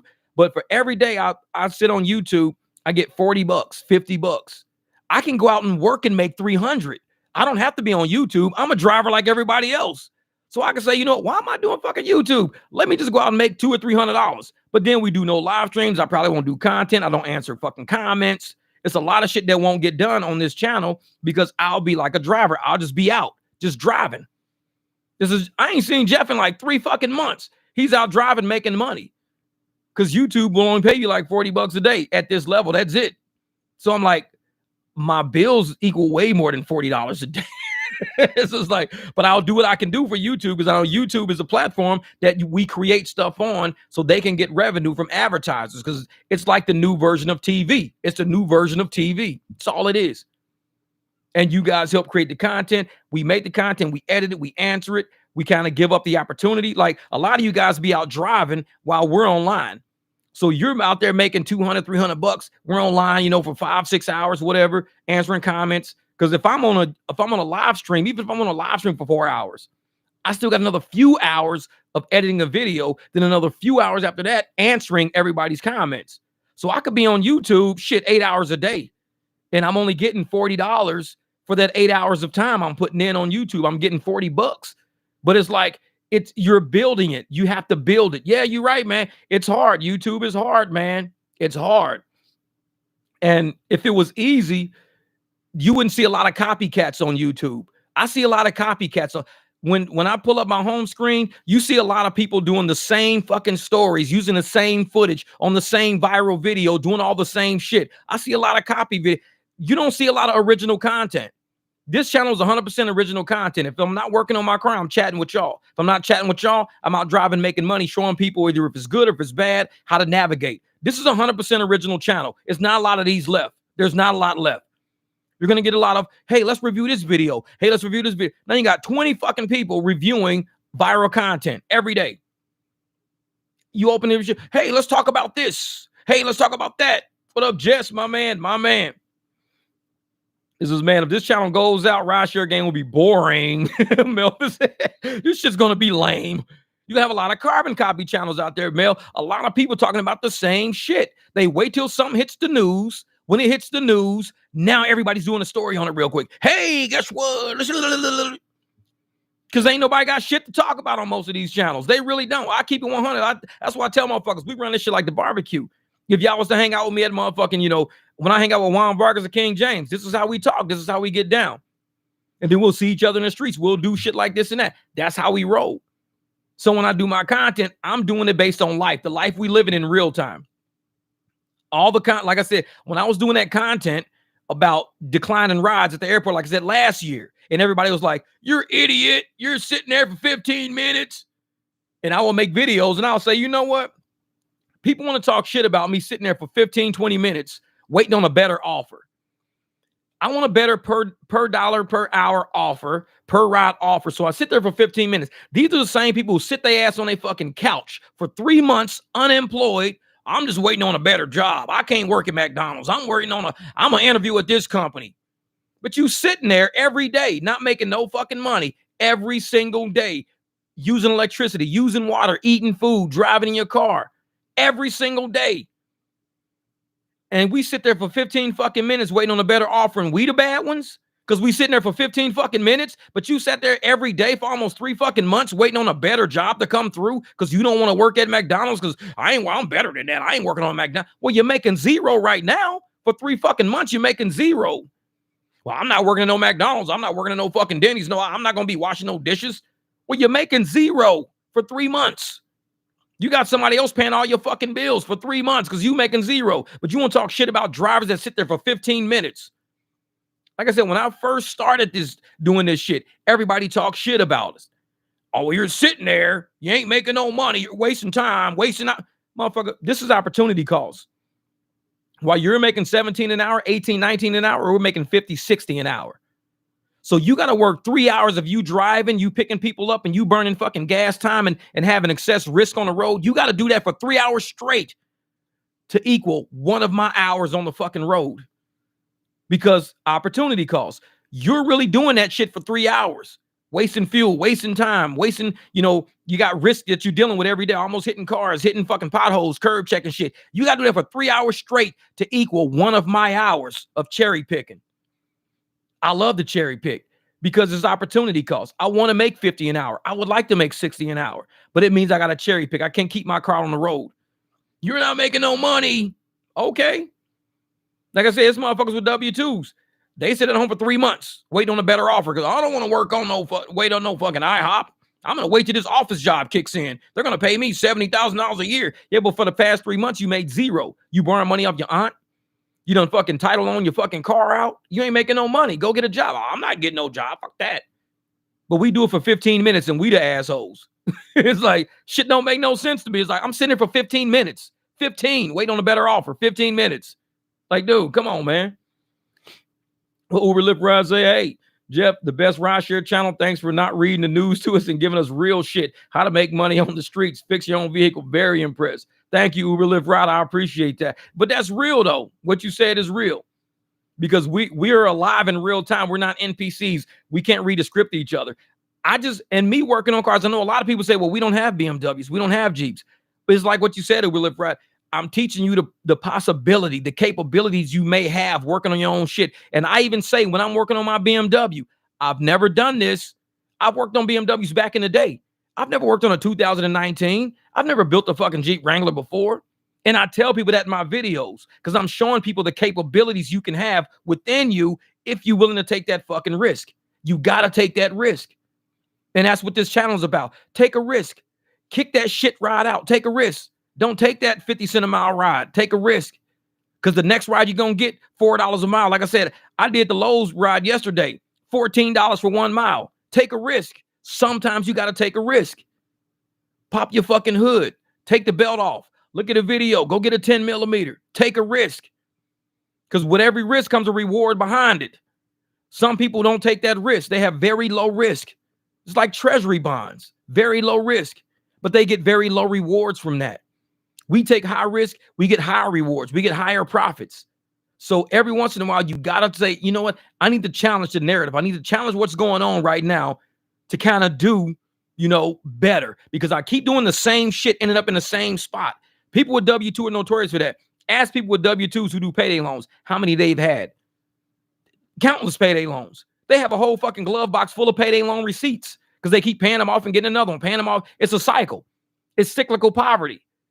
So you keep doing the same shit over and over, scared to take a risk. Just take a risk. Don't go get a payday loan and start saving your money from your paycheck. Sacrifice. Don't go out to the club. Don't buy nothing new. You got to take a risk in order to get a reward, because when you do something different, all of a sudden shit changes. When I created this channel, what was a risk? I knew it was a risk, not being a carbon copy of every other fucking rideshare channel that was successful. I knew it was a risk. People were telling me it was a risk. Oh, you're not professional. You cuss too much. You're too loud. It's a risk I'm willing to take. You got to take a risk. And now when you look at rideshare right now, the realest channels are the loudest channels. And every other channel is now starting to get a little loud. They're starting to cuss now. They're starting to keep it real with your ass. They stop reading scripts and shit. Take a risk, because you never know where that risk may lead. You take a risk, you start influencing bigger channels. You start influencing other people to see this ain't all bad. This channel is, just because my mouth is kind of bad every once in a while, shit, George Carlin's mouth is fucking bad. But just because my mouth is bad, don't mean this channel is bad. The material is bad. The drivers are bad. The way we fucking hook each other up, it's not bad. No, what Bree say? Neil, be careful, cancel with Lyft. I got deactivated from Lyft permanently.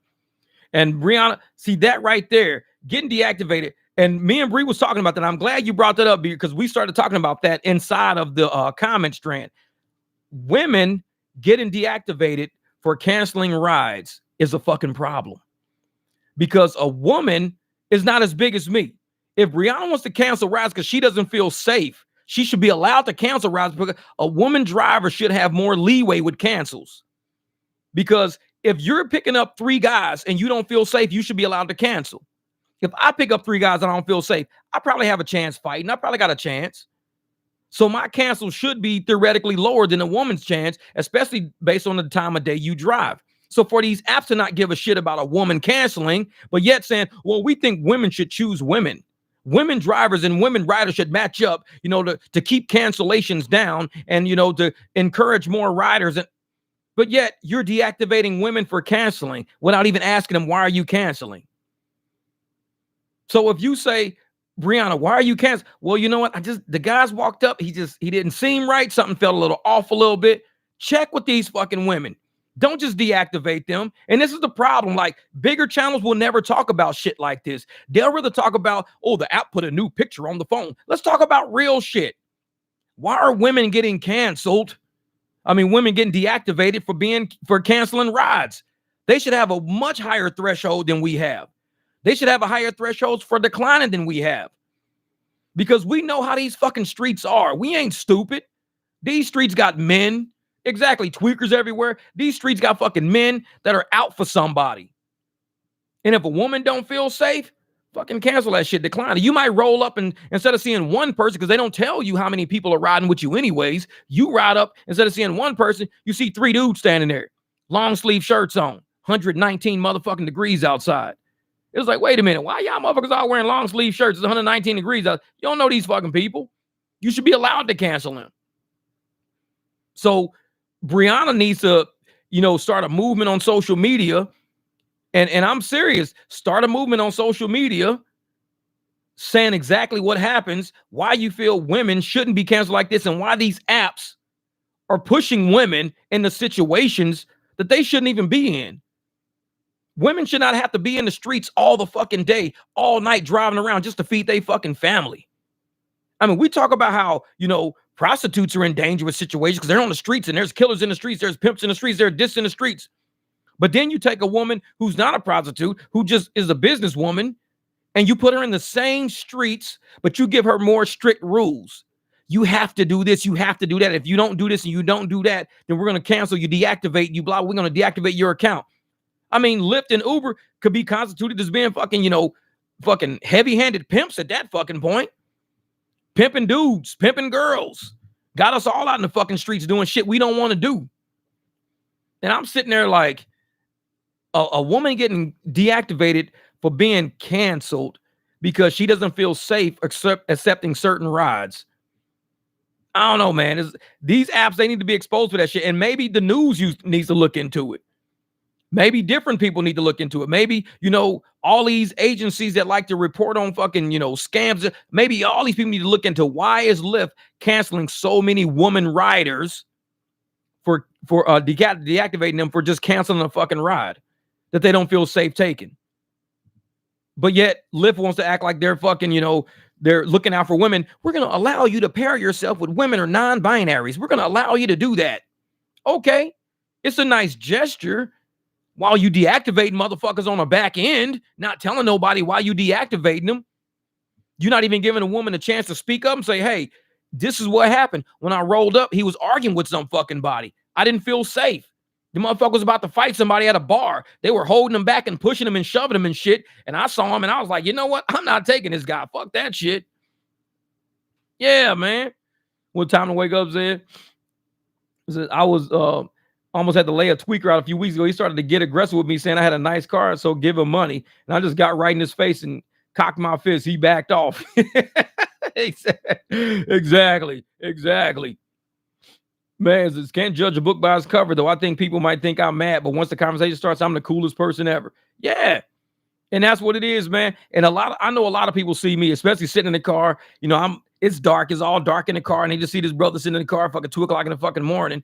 But once they get in, and a lot of times I got my windows cracked because I want to hear what's going on around me. I don't like my windows all the way up all the time. I need to hear people rustling through bushes, running, yelling, whatever. So I keep my windows cracked a lot to hear what's going on in the world around me. And they hear rap coming out the fucking car. They hear motherfucking Nipsey Hussle coming out the fucking car. And like this black dude pulled up in a clean ass car, 2:00 in the fucking morning, got Nipsey Hussle fucking playing. Do we want this ride? By the time they get out this motherfucker, they're like, bro, you got a card, you got a number, man, we need to roll with you, man. Every fucking time. Don't ever judge a book by its cover because you have no idea what you're dealing with. And a lot of, like Jesse said, a lot of people, they see us and they get apprehensive real fucking quick. They get apprehensive. But once that ride starts taking off, they find out, oh shit, you was like a corporate guy? Yeah, I was a corporate guy, man. I got 2 sons, I raised them, custodial dad, blah. They go, oh shit, so you a cool motherfucker. Yeah, this is what I do, man. I take broken shit and fix it. That's it. Just take broken cars, I fix them, broken bike, I just take broken shit and fix it. Oh, damn, man. We thought you was like out here thugging and shit. You got Nipsey Hussle playing and all that shit. We thinking you going to take us to a motherfucking trap house. Like, no, motherfucker. I'm out here making this money. I got bills to fucking pay. That's it. What up, JJ? My man. This is what up, Jeff. Today I picked a few rides with no surge, but then Uber asked surge on the trip. 710 surges. Anyone seen the same? Wait, so you picked up a trip with no surge. So when you accepted it, it didn't say that you had any surge on it. But when you ended the trip, it had surge on it. Yeah. Oh, time to wake up, same thing. I've had that happen to me when on another trip and they just throw one in the queue with the surge, but usually I put that on last ride. Yeah. I mean, I like this, like I said, I don't understand how that works. Like if you're not having a surge, like, so you said, hey, I'm gonna accept this ride right here. It's $7, 7 miles, cool. And it says $7, 7 miles, and that's it. Then when you get there, it's like, $12. You had a $5 surge. And you're like, wait a minute, why the fuck? That would be crazy. That would throw a wrench into everything because we decline a lot of fucking rides. And we'd be like, will we decline some shit like, damn, does this one have a surge on it? Because I know lately Uber ain't been putting no surge out, like not on the map, nowhere. Every time I'm north, surge is south. I end up south, surge is north. And it's like, the fuck? Happened in Massachusetts too, hidden surges. Yeah, I like to see that happen to me. Motherfucker, that shit don't happen to me. When it says $11, they pay me $11. Yeah, go get us in Texas. There's a commonly called Stop 6, meaning that after 6 p.m., cops don't enter that community because the locals run it after 6 p.m. Damn, that's crazy. So they call it Stop 6.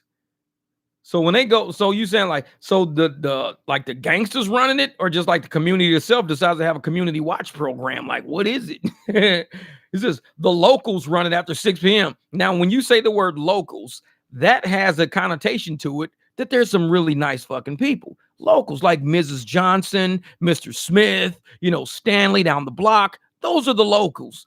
Now, if you're talking about Killer Mike, fucking Money D, goddamn, Trey, those might not be locals. He's like, you pulling up on the corner, they like, hey, what up, motherfucker? What's good? How you guys doing, locals? You guys look like a couple of great locals over here. The motherfucker, them ain't locals. Locals is Miss Johnson. She's in a house right now. This motherfucker said stop 6. The locals run it. What do you mean by locals? You got to kind of expand on that shit. Hey, Jeff, let's go hang out with some locals. Motherfucker, we show the fuck up. His motherfucking Bloods and Crips and shit, smoking weed, see walking shit in the street. Yeah, Jeff, these are my homies. They're the locals. Like, man, these are some gangsters. Get me the fuck up out of here. Exactly. The locals running shit. That's what he meant. It's a Mexican gang called the Locals. This motherfucker, he mispronounced that shit. I didn't mean locals. I mean locals. The locals run it. That's when they playing Nipsey after 6 too. Exactly. It was like shit. Like, I don't know, Gig, man. You got to expand on that shit. Like, let us know what are you talking about? The locals. It's the local. Motherfucker, not local. Local. That shit's a little different. Saying also the police don't care that the blow by a Prius on a highway doing 15 over. See a cop and go, oh shit, they don't care. They just keep riding. They do that shit in Phoenix too. They got other shit to do. These cops be like, man, we ain't worried about these motherfuckers. Keep going, keep going. Yeah, but man, motherfuckers said, oh, the locals do it after 6. Oh, you pull up, it's like 2 o'clock in the morning. You see a motherfucker with a hoodie on. She dropped the hoodie. Hey, Mrs. Johnson. Hey, I'm just standing on the corner right now and giving out fucking fresh donuts and cupcakes. So like, we're the locals. We run it after 6. Like, damn, Miss Johnson, that's what's up. It's like, we didn't expect that. We expect the gangsters and shit to be outside. When you said locals, no, it's Miss Johnson. It's 2 o'clock in the morning. She's out here still selling weed. It's like, she's the church fucking, like, she's the goddamn, the offering fucking counter. She like does all the offering counting in church, but on Saturday night, she sells weed out here. She's one of the locals. She's cool. It's like, hold the fuck up, man. What neighborhood are we in? This is stop 6. Like, shit. I know. Yeah, I've talked to some of my customers about Waymo. A lot still uncomfortable with a driverless vehicle. Yeah, Jesse, man. Like I said, with driverless, you don't know what you get. You might open that door and sit in some motherfucking mayonnaise, man. You don't even know. Miss Johnson's out there handing out cookies and little cartons of milk. I know 2 o'clock in the morning. Like, wait a minute. We expected like gangsters and shit to be out here. No, this is Miss Johnson. She's one of the locals. She runs it after 6. Like, hold the fuck up. They perform citizens arrest until the morning. Miss Johnson handed out fresh brownies and fresh ass whoops if you ain't got her money. It was like, I'm sorry to stop you, Mr. J. Watts, but you got my money, motherfucker. Like, hold up, Miss Johnson. Shit, she turned Dr. Jekyll high like a motherfucker. She's like, Jeff, I hope you really like those brownies, but you got my money, motherfucker. Damn, Miss Johnson. See you in church on Sunday. Motherfucker take off running like a motherfucker. Like, shit, Miss Johnson's mad tonight. Shit, this is stop 6. They don't fuck around here. The locals run it. Shit. She out there with a motherfucking flower dress on and shit. She like 75 years old. Like, what's Miss Johnson doing out here at 2 o'clock in the morning? Oh, man, the locals run it. This is stop 6. Shit's different. Man. Josh said, man, I'm paying $650 a week for an XL. Man, you better be making like $2,600 a week. Man, that's crazy. Anyway, Jeff, you think Uber and Lyft in bed with Waymo don't have to pay a driver? Oh, Uber already linked up with Waymo. I did a whole article on that shit. So what Uber's doing, Uber is using Waymo for all the short hops because Waymos can't go on the highway yet. So they're using Waymos for all the short rides. But not only that, but December the 14th, 3 days ago, article came out. Uber is now partnering up here at Sky Harbor in Phoenix, and they're actually doing airport rides now. So all those shit airport rides we're not doing for $7, $8, and got people pissed off. Man, I'm trying to get to the fucking airport. Nobody gonna take my ride. Because the riders are paying $24, $30 for the ride, but the driver's only being paid $7. The rider doesn't know that. The rider is thinking, I'm paying $24 for this fucking ride, man. I can't get no goddamn driver. So what Uber is doing is saying, we're going to pay the driver $7. Driver declines it, builds up this whole thing in the community of drivers not wanting to work for $24 is what the rider is saying. Well, they didn't pay me for $24. So what do? They drop it down to $23, $22 and say, hey, you could take a Waymo for $3 less. Plus you don't have to tip. So you could take a Waymo for $21, $22, don't have to tip, and it's a guaranteed ride. And the person goes, oh, I could do that. Okay, I could do that. That's cool. That's cool. They're working on fucking people, man. They're pissing people off by sending out cheap fares to us, the riders. We're declining that shit because we don't want to work for that. The people are saying, why are we paying all of this damn money for these rides, man? And ain't nobody coming to pick me up. Because that's why I say talk to your riders. They don't know we're not being paid shit. They think they're paying 35 for a ride. They don't know they're paying 35. We're getting $13, $14 out of that. They don't see that side of the equation. So all they know is, fuck this, I'm gonna start taking Waymos, man. I'm tired of paying $35 and not getting a ride when I could pay, $31 and get a ride. I could pay $4 less and actually get a ride now. And I ain't got a tip.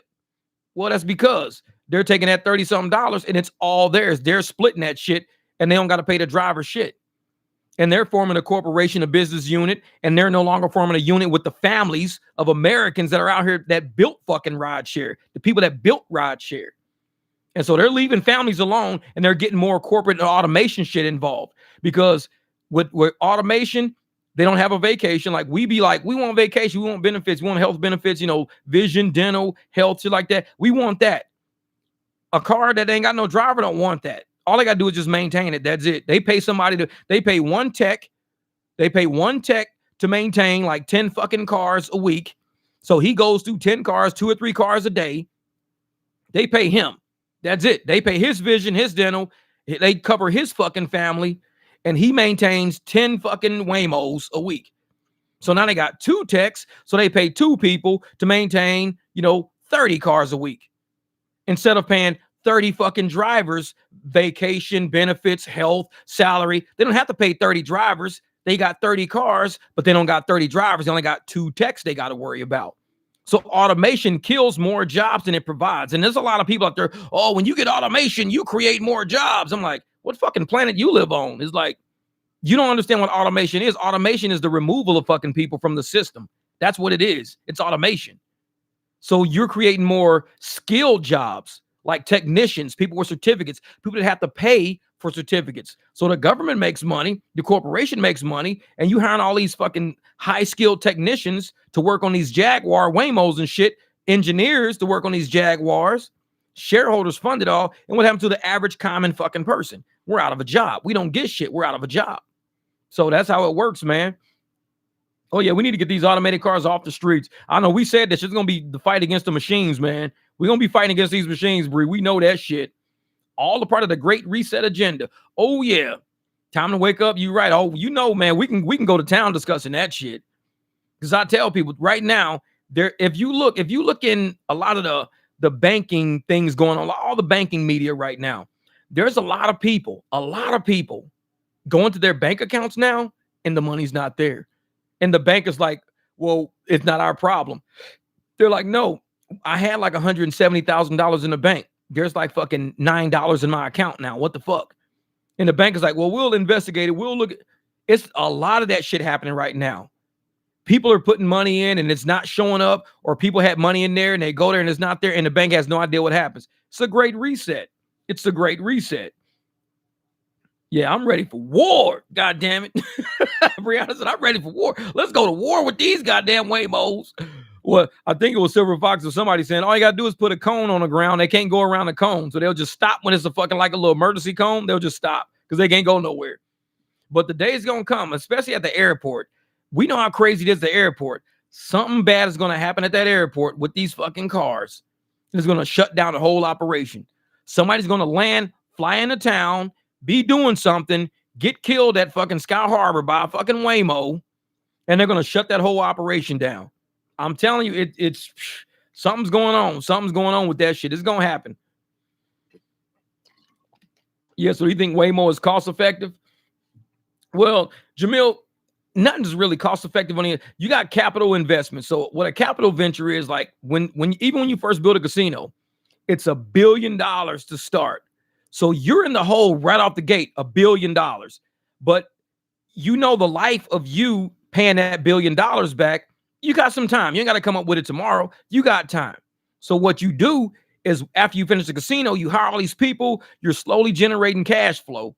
Now, as you're generating cash flow, it's not enough to pay off what you did, but you're testing things out. So you're seeing what cash flow works best, what generates the most cash flow. You're paying interest off on everything, but you're just seeing what. So you got plans happening, things happening over the life of this fucking capital investment that's slowly paying you money back. It's kind of like what the investors did. They gave Lyft and Uber all this money up front. And they're like, well, we want our money back. It's been a while. We want our money back now. So you guys got to come up with a fucking plan because you're not turning a profit enough to pay most of us back. So what are you going to do? We're going to pump the stock price up, get it nice and high.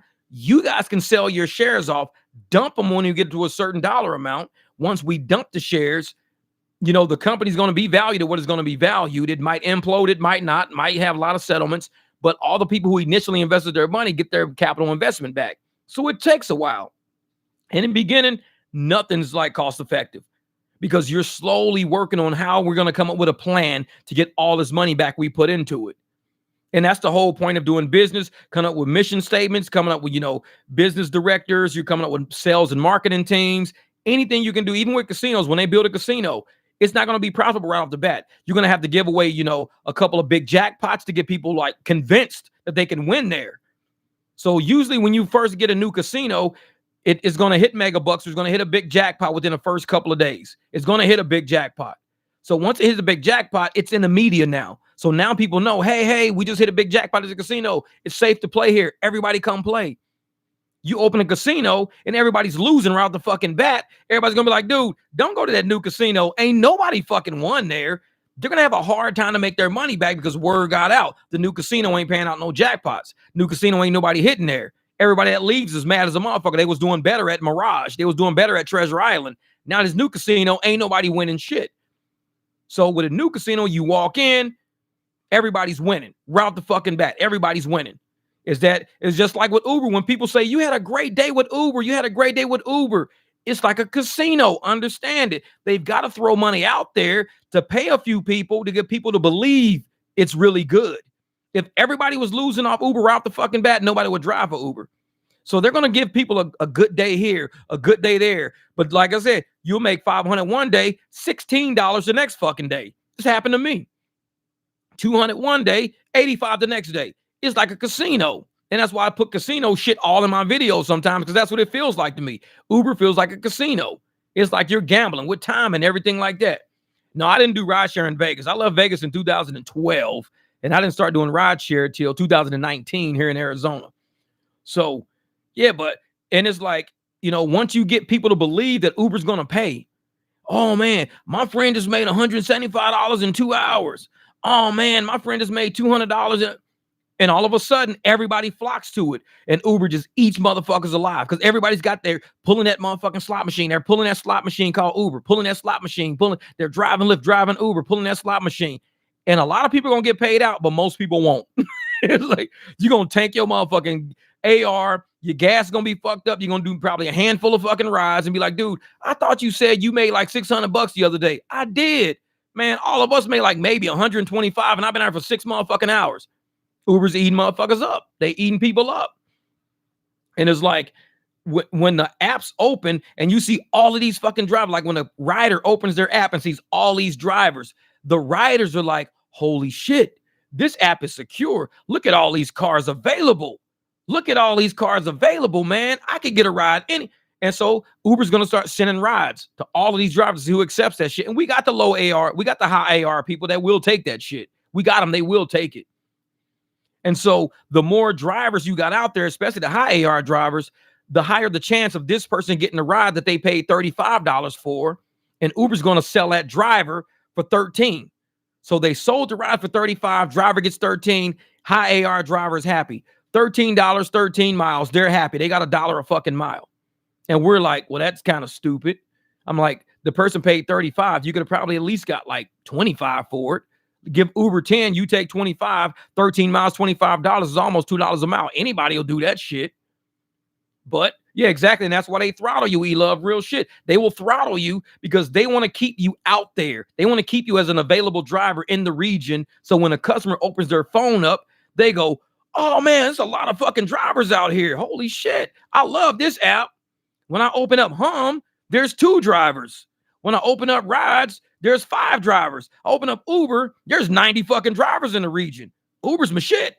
But all these drivers are getting throttled and sent bullshit rides the whole time. And they got these people saying, well, I'm going to request a ride. I'm going to schedule with Uber because Uber's more likely to get me in the morning. And which is funny because Lyft was like, if we don't pick you up on time for your reservation, we'll give you money for Uber. They didn't say anybody else that we'll give you money for an Uber. That's what they said. So Uber and Lyft, they already got this game going right now. So they're both at the craps table. They're both dealers at the craps table. Uber is a dealer, Lyft's a dealer at the craps table. The drivers, we're rolling the dice. The passengers are rolling the dice. We're on the opposite side of the table. The drivers and the passengers standing next to each other, like, well, we trying to win. So they throwing the dice. We throwing the dice trying to help each other win. And Uber and Lyft is like, we're going to fuck both of y'all over. Y'all don't even realize it yet. It's like, because if we don't get you, Lyft will. Lyft don't get you, we will. We going to get your ass, trust me. And we're both rolling the dice every day trying to get this fucking money. And I'm like, I tell people, when you're out there, you talk to your riders. You let them know. You talk to them. Hey, if you want to take a risk, here's my business card. Just shoot me a text the day before. Say, hey, man, I got to go to the airport Friday at, 4 a.m. Can we lock that in? Yeah, we can lock that in. If it's a rider that you know and that you trust, you don't have to take a deposit. If it's a rider that you don't know them, you know what? Send me a $25 deposit and I'll lock you into my schedule. But I can't lock you into my schedule being a new rider. I don't know you like that. And I don't want you to waste my time and I don't want to waste your time. But when you send me that $25, I set an alarm on my phone, 2 hours before I got to come get you. So I get up, get my car ready. I shower up, I eat and everything. I come pick you up. Then I start my day. So they send you that $25 deposit through Cash App, through Venmo. They're now locked into your schedule. A lot of my riders that I've done that to before, I don't have to do that anymore because they've always paid me. I don't have to lock them in with a deposit. New people have to pay a deposit because I don't know them like that. And if somebody's not invested into that shit, hey, man, I got this driver come picking us up Friday. Hell yeah, I got him. He going to be here Friday. Friday come, hey, dog, we don't need a ride. Actually, we don't need one. What, motherfucker? I got my whole schedule blocked out for you on Friday, dog. You told me, $150. I was going to be taking y'all here, dropping y'all off, picking y'all up here. Nah, man, we just said, fuck that. We fucked it. But you never text me and told me. Now, if a motherfucker's invested in you, you got 75 of their fucking dollars. Oh, trust me. They going to be like, listen, we know you blocked off your time and everything, but we don't need you. Can I get that deposit back? Motherfucker, it's non-refundable. Because I just blocked off all my time for you. That's non-refundable. I got to keep that. So either you're going to use me or not. I mean, that's your only choice. If you don't, you out of 75. If you do, give me another 75 and I'll be there in about an hour. I mean, that's your choices right now. And a lot of motherfuckers, like I said, you got to educate them though. If you got money, you can afford a driver. If you don't have money, you cannot afford a driver. We're real fucking people with real roofs over our head, with real schedules, with real shit we got to do, real opportunities we're giving up to do private rides. We're giving up opportunities for that shit. So I'm not giving up an opportunity for $0.00. I'm not doing that. Because for me to give up an opportunity for $0.00, I might as well stay on the fucking app because I do it every day on the app. I'd rather say, hey, you know what? When I'm sitting in Circle K, I'm not getting paid to sit at Circle K. That's $0.00 to sit at Circle K. Sometimes it's negative money because I'm buying these crusty, dusty motherfucking donuts and shit, and it's negative money sitting at Circle K. So I'm kicking out rides, waiting to capitalize on that opportunity. Now, if somebody buys my opportunity, oh, you got to pay me for that because I could be sitting at Circle K on my own doing nothing. So I'm not going to have the exact same fucking situation, giving up my whole goddamn day thinking I'm driving, 20 miles away to pick up somebody to bring them 20 miles and you're going to pay me $100. Nah, fuck that. Nope, not doing it. So the private ride business is pretty, it's pretty intense, but people with money understand it. People that are considered understanding, broke people don't understand it. Because broke people think they're entitled to it because they told you they needed a ride. I said I need a ride. Motherfucker, I'm not your friend. Don't tell me I need a ride. And then the time comes and I get there and you say, oh, we actually don't need one. Motherfucker, then you can't get a refund on your deposit back. Well, we didn't need the ride. Motherfucker, I didn't need to be fucked with either. But you fuck with me. So there you go. You out $25. Yeah, we part of the cleaning crew, man. Shit, that's what I'm talking about. We part of the cleaning crew. What Metallic said, that's why we went to the casino today and played MGM playbook on American football games. Same money as Lyft we made today. Real shit.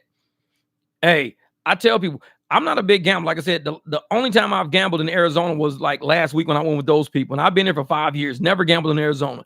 Used to gamble in Vegas all the time. I work casino. So we get off work, go across the street. We had the Sahara that became NASCAR casino. Hang out. We go up and down the strip, have fun and shit like that. By the time I would leave the casino and make it home, no bullshit, I'd probably make like $1,300-$1,400. Now it was back when I was young. All my cars had rims because I would make money and hit the motherfucking rim shop. We had American Wheel was a rim shop that was on Russell Road.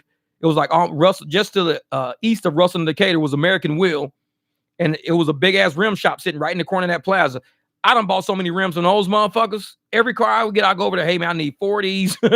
It's like, damn, where you getting all this money from? Casino, motherfucker, shit. I'll hit up the casinos, come down the strip, swing around, come down Russell Road, stop right by the rim shop, go to the little rim book. How much for these rims right here? Those fucking Z05s. Oh man, those right there, $219 a piece. Cool. I'm gonna need a set of those. All right, we're gonna need the deposit. How much? 800. Here you go. That shit. I was forever, man. We used to love the casino back then. Take trips to San Diego. Everybody come up on a couple of grand and go to San Diego, get a hotel on the fucking beach, walk around eating motherfucking corn dogs on a stick. Motherfucker like, hey, what are y'all doing? Just hanging out, motherfucker. We won some money. We got the fuck away from Vegas for a while. Vegas will take that shit back. So we go somewhere else and spend it. It's like, fuck that shit. Go to the zoo, goddammit. We don't go to Knott's Berry Farms. Let's go to Knott's Berry Farms, motherfucker. Take this money to Knott's Berry Farms. And that's what we would do sometimes with that money. But like I said, I haven't been to the casino in a long time. The other day I went. And I enjoy it because to me, I look at it as if you're going to lose money, at least have fun losing it. Sometimes losing money is not fun. Driving around in these streets sometimes when they're giving you shit rides and you make $16 a day, but you know you just put $50 in your gas tank and you barely made fucking 50 to cover it. That shit don't feel good. You've been out there for 2-3 hours fishing for rides, trying to get something going on. You put 50 in a tank, you made 50, and you're like, at least you know, you only drove like an eighth of a fucking tank. So you made $50 in an eighth of a tank. So you still got a full tank to use, but you're pissed off because you spend $50 a day. And I'm like, I could have went to casino and came up fucking blank. I could have fucking put 50 in and left with 50. I could have did that shit today. So casinos, like I said, rideshare is a gamble, just like casinos a gamble, just like stock market's a gamble. Because any investment you ever make, all these motherfuckers out there like to talk about investment is a sure thing. That's a pyramid scheme. If somebody can promise you a return, like 100% guarantee you're gonna get a return, that's a conspiracy. That's a motherfucking pyramid scheme. That's a Ponzi scheme. So I tell motherfuckers, even when you look at actual true real investments, even if you look at your bank account, it's gonna say, because I got investing shit on my bank account, it says any investment you make, you do have a risk of loss. You can lose all the money you put up. Just like fucking gambling, you have a risk of loss. You can mitigate that risk, hedging your bets. Same way in casino, you can hedge your bet. You can say, oh no, I bet over here, but I want to bet over there just in case I lose this one, I can make that one. So I really make $2 instead of making $40. I just make $2 because I lose this 40 and I make 42. So I made $2. And then you just keep pressing your bet over and over. You want to come back on that? Yeah, I'll come back on that. Cool. You just keep doing that shit over and over. So you're making $2 at a time instead of $40 at a time. But it's a guaranteed $2 versus a risky ass $40. So it's like same shit with stock market. You put your real money in there, but you hedge it. So instead of you making, you know, $15,000, $20,000, $30,000 a day, because I got shit in my phone. I'll show motherfuckers some of my stock shit back in the day. I was making $12,000 a day, $26,000 a day. The shit's still in my phone. I think I even got a couple of videos on my channel about it showing how I was doing it. But I don't promote that shit and push that shit because that is serious money. I was putting up 16 grand for shit and crazy. You don't want to do what I was doing because if you lose, you're going to lose. Like right now, I'm probably down about 8 grand. Who the fuck knows? I'm probably negative 8,000 in my phone right now. I don't even give a shit. I don't even look at the shit. I could care less about it now. But it's like, once you start playing with money at those fucking levels, that's my problem. I don't advise nobody to do that shit. Nope. I ain't showing nobody how to do it. I'm not advising it because this is how you lose fucking places to live, is how you lose cars. Yeah. Just carne asada is tonight. Yeah, man, I'm telling you. And I tell motherfuckers, you got to have the money to lose the money. You got to have it to lose it. And that's especially like that in stocks. You got to have it to lose it. A lot of people are putting money up that they don't have and they lose it. And it's like, shit, I just gambled away the rent money. Can't do that. At least lose something that you can afford to lose. And even with investing, I tell people that only invest what you can afford to lose because there is no guarantee. A guarantee is a Ponzi scheme. A guarantee is a pyramid scheme. That's a guarantee. When people tell you, I'm going to give you back a 30% return with every $100 you put in, I'm going to give you back 130 tomorrow. That's a scheme because if they're risking it, they can't fucking capitalize and promise on a risk. You're risking it. It's no guarantee. So I tell motherfuckers, anytime somebody tell you that, oh, it's a sure thing. Stocks are a sure thing. Ask any family member of a stockbroker, family member of a hedge broker, hedge fund manager who's committed suicide, how deep those motherfuckers were. And they had a lot of money. I know motherfuckers out there was committing suicide left and right during market crashes and shit like that. It happens. Just because you got all this money, shit ain't always a sure fucking bet. Some people are living on the edge, putting up 4 or 5 million. Man, I got 4 or 5 million in. Shit, if I only get $1 million back, I'm good. Because that's $1 million I just made like in 3 months. Ain't nobody making $1 million in 3 months. 4 months later, that 3 million is down to 1 million only. And you're like, holy shit, I'm minus 2 million in 3 months. Yeah, that's real shit. And that's real. That's somebody else's fucking money. And if they coming for it, they want it back.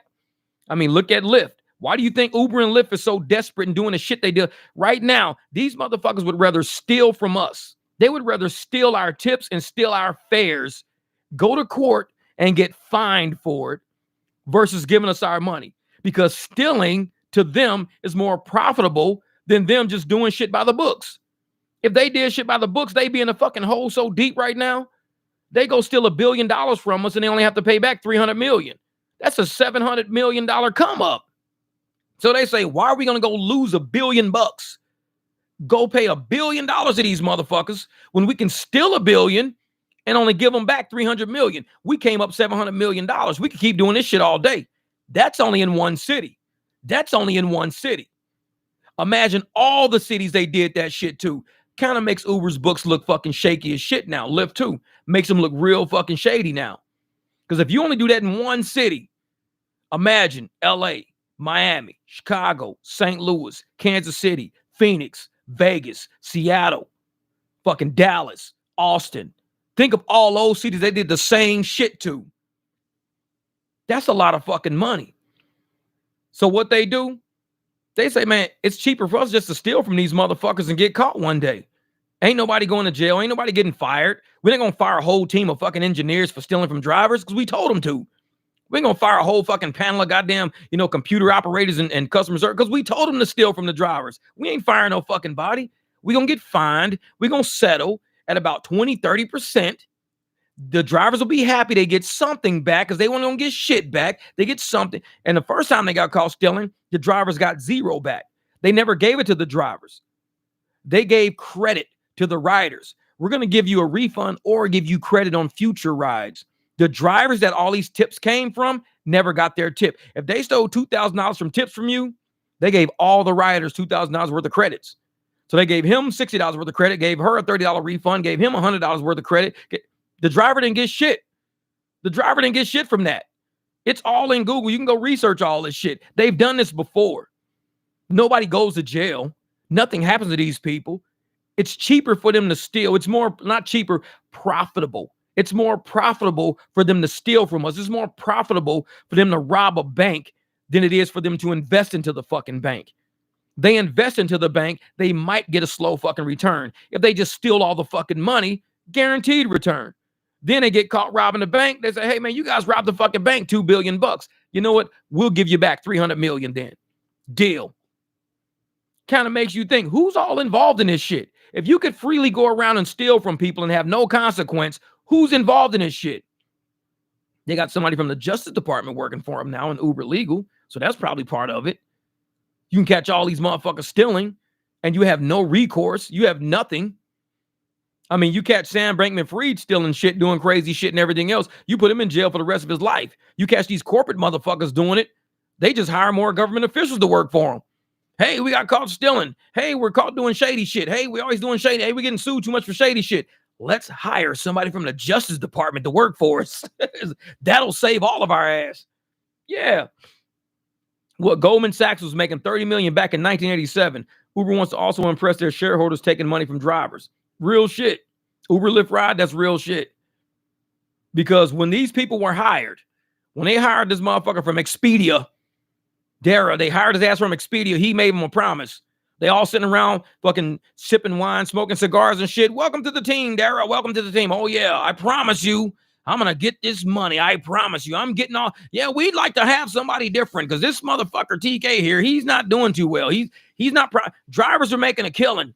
These motherfuckers are buying Corvettes and motherfucking ponies for their kids and shit's birthdays and shit. And it's like, we're not getting our money back. I'm tired of seeing drivers have fucking ponies and clowns at fucking birthday parties. They're making too much. Dara, go get our money. Fuck these drivers. Let's go get it. And that's what happened. And anybody getting like fired for it? No. Shareholders are like, dude, I'm glad. Yeah, you guys are stealing. Oh, you're getting our money back. That's what's up. That's what's up. How much can you steal? Like, what can you go in and get next time? I'll be right back. Remember when you was a little motherfucking kid? Remember when you was a little kid and your mom went grocery shopping? Now, I'm from the hood. I tell motherfuckers like this. My little sister, if she was on this pod, she'll be dying laughing on this podcast. But mom, she would go grocery shopping. And we didn't go grocery shopping all the fucking time because we didn't have money like that. We was on food stamps. And we was on food stamps when they had the paper books. Like we had the book. You take out the blue fucking food stamp, the brown food stamp, the red food stamp. We had the books. So mom go grocery shopping. She would buy grapes, buy fucking crackers, all the shit she could fucking buy. Shit we didn't have all month because we ran out of food stamps. So we get all. This is exactly how Uber and Lyft be doing.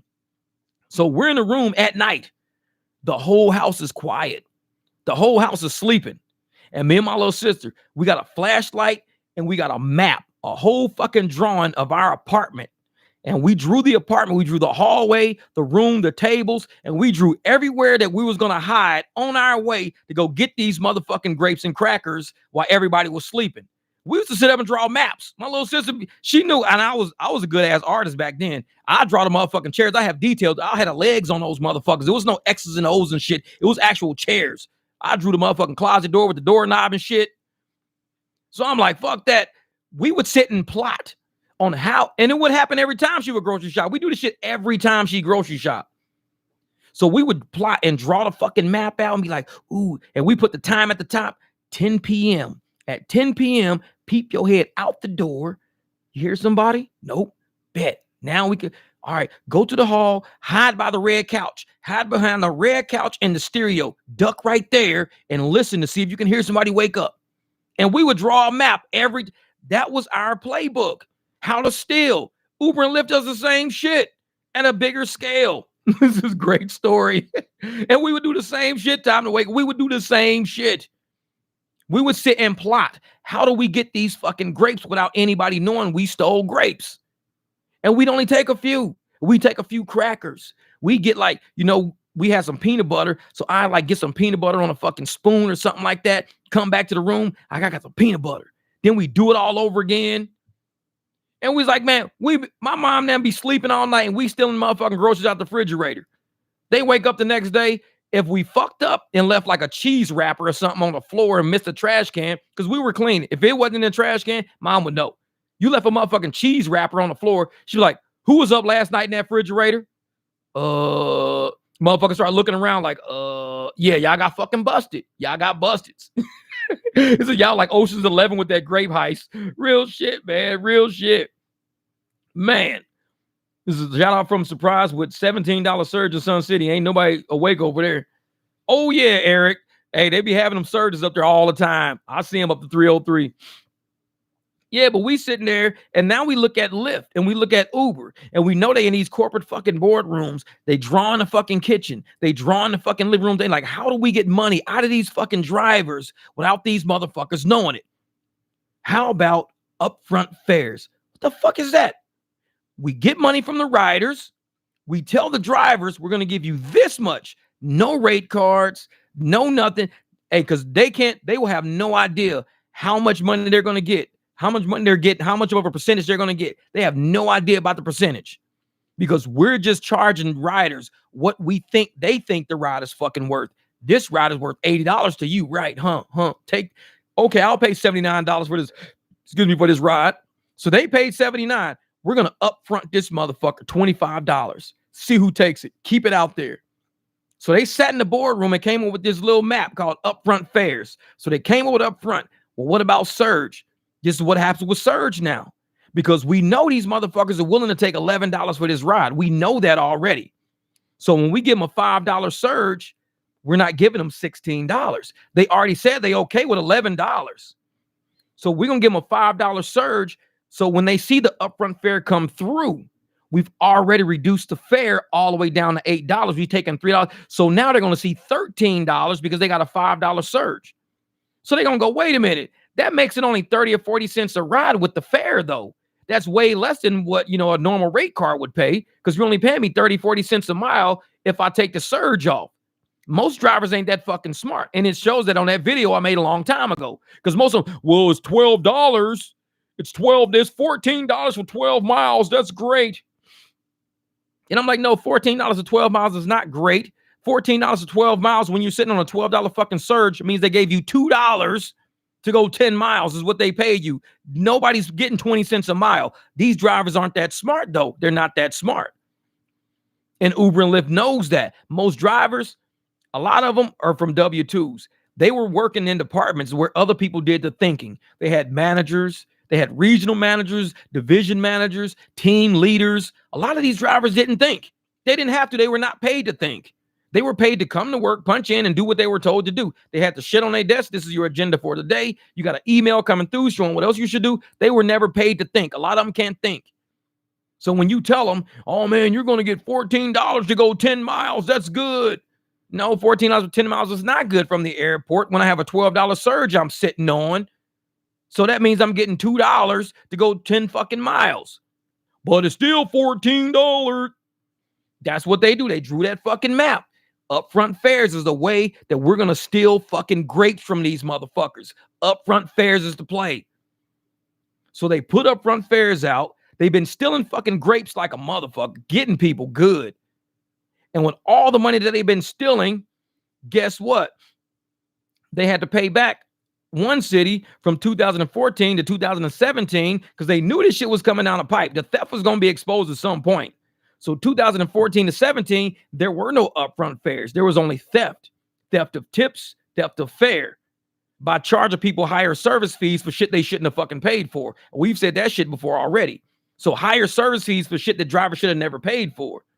And now they have the money that they've been stealing from us through upfront fares and everything else. They can celebrate. That's why they was drinking champagne and celebrating. They're like, oh, we only got $328 million to pay back. We fucking won, man. We won.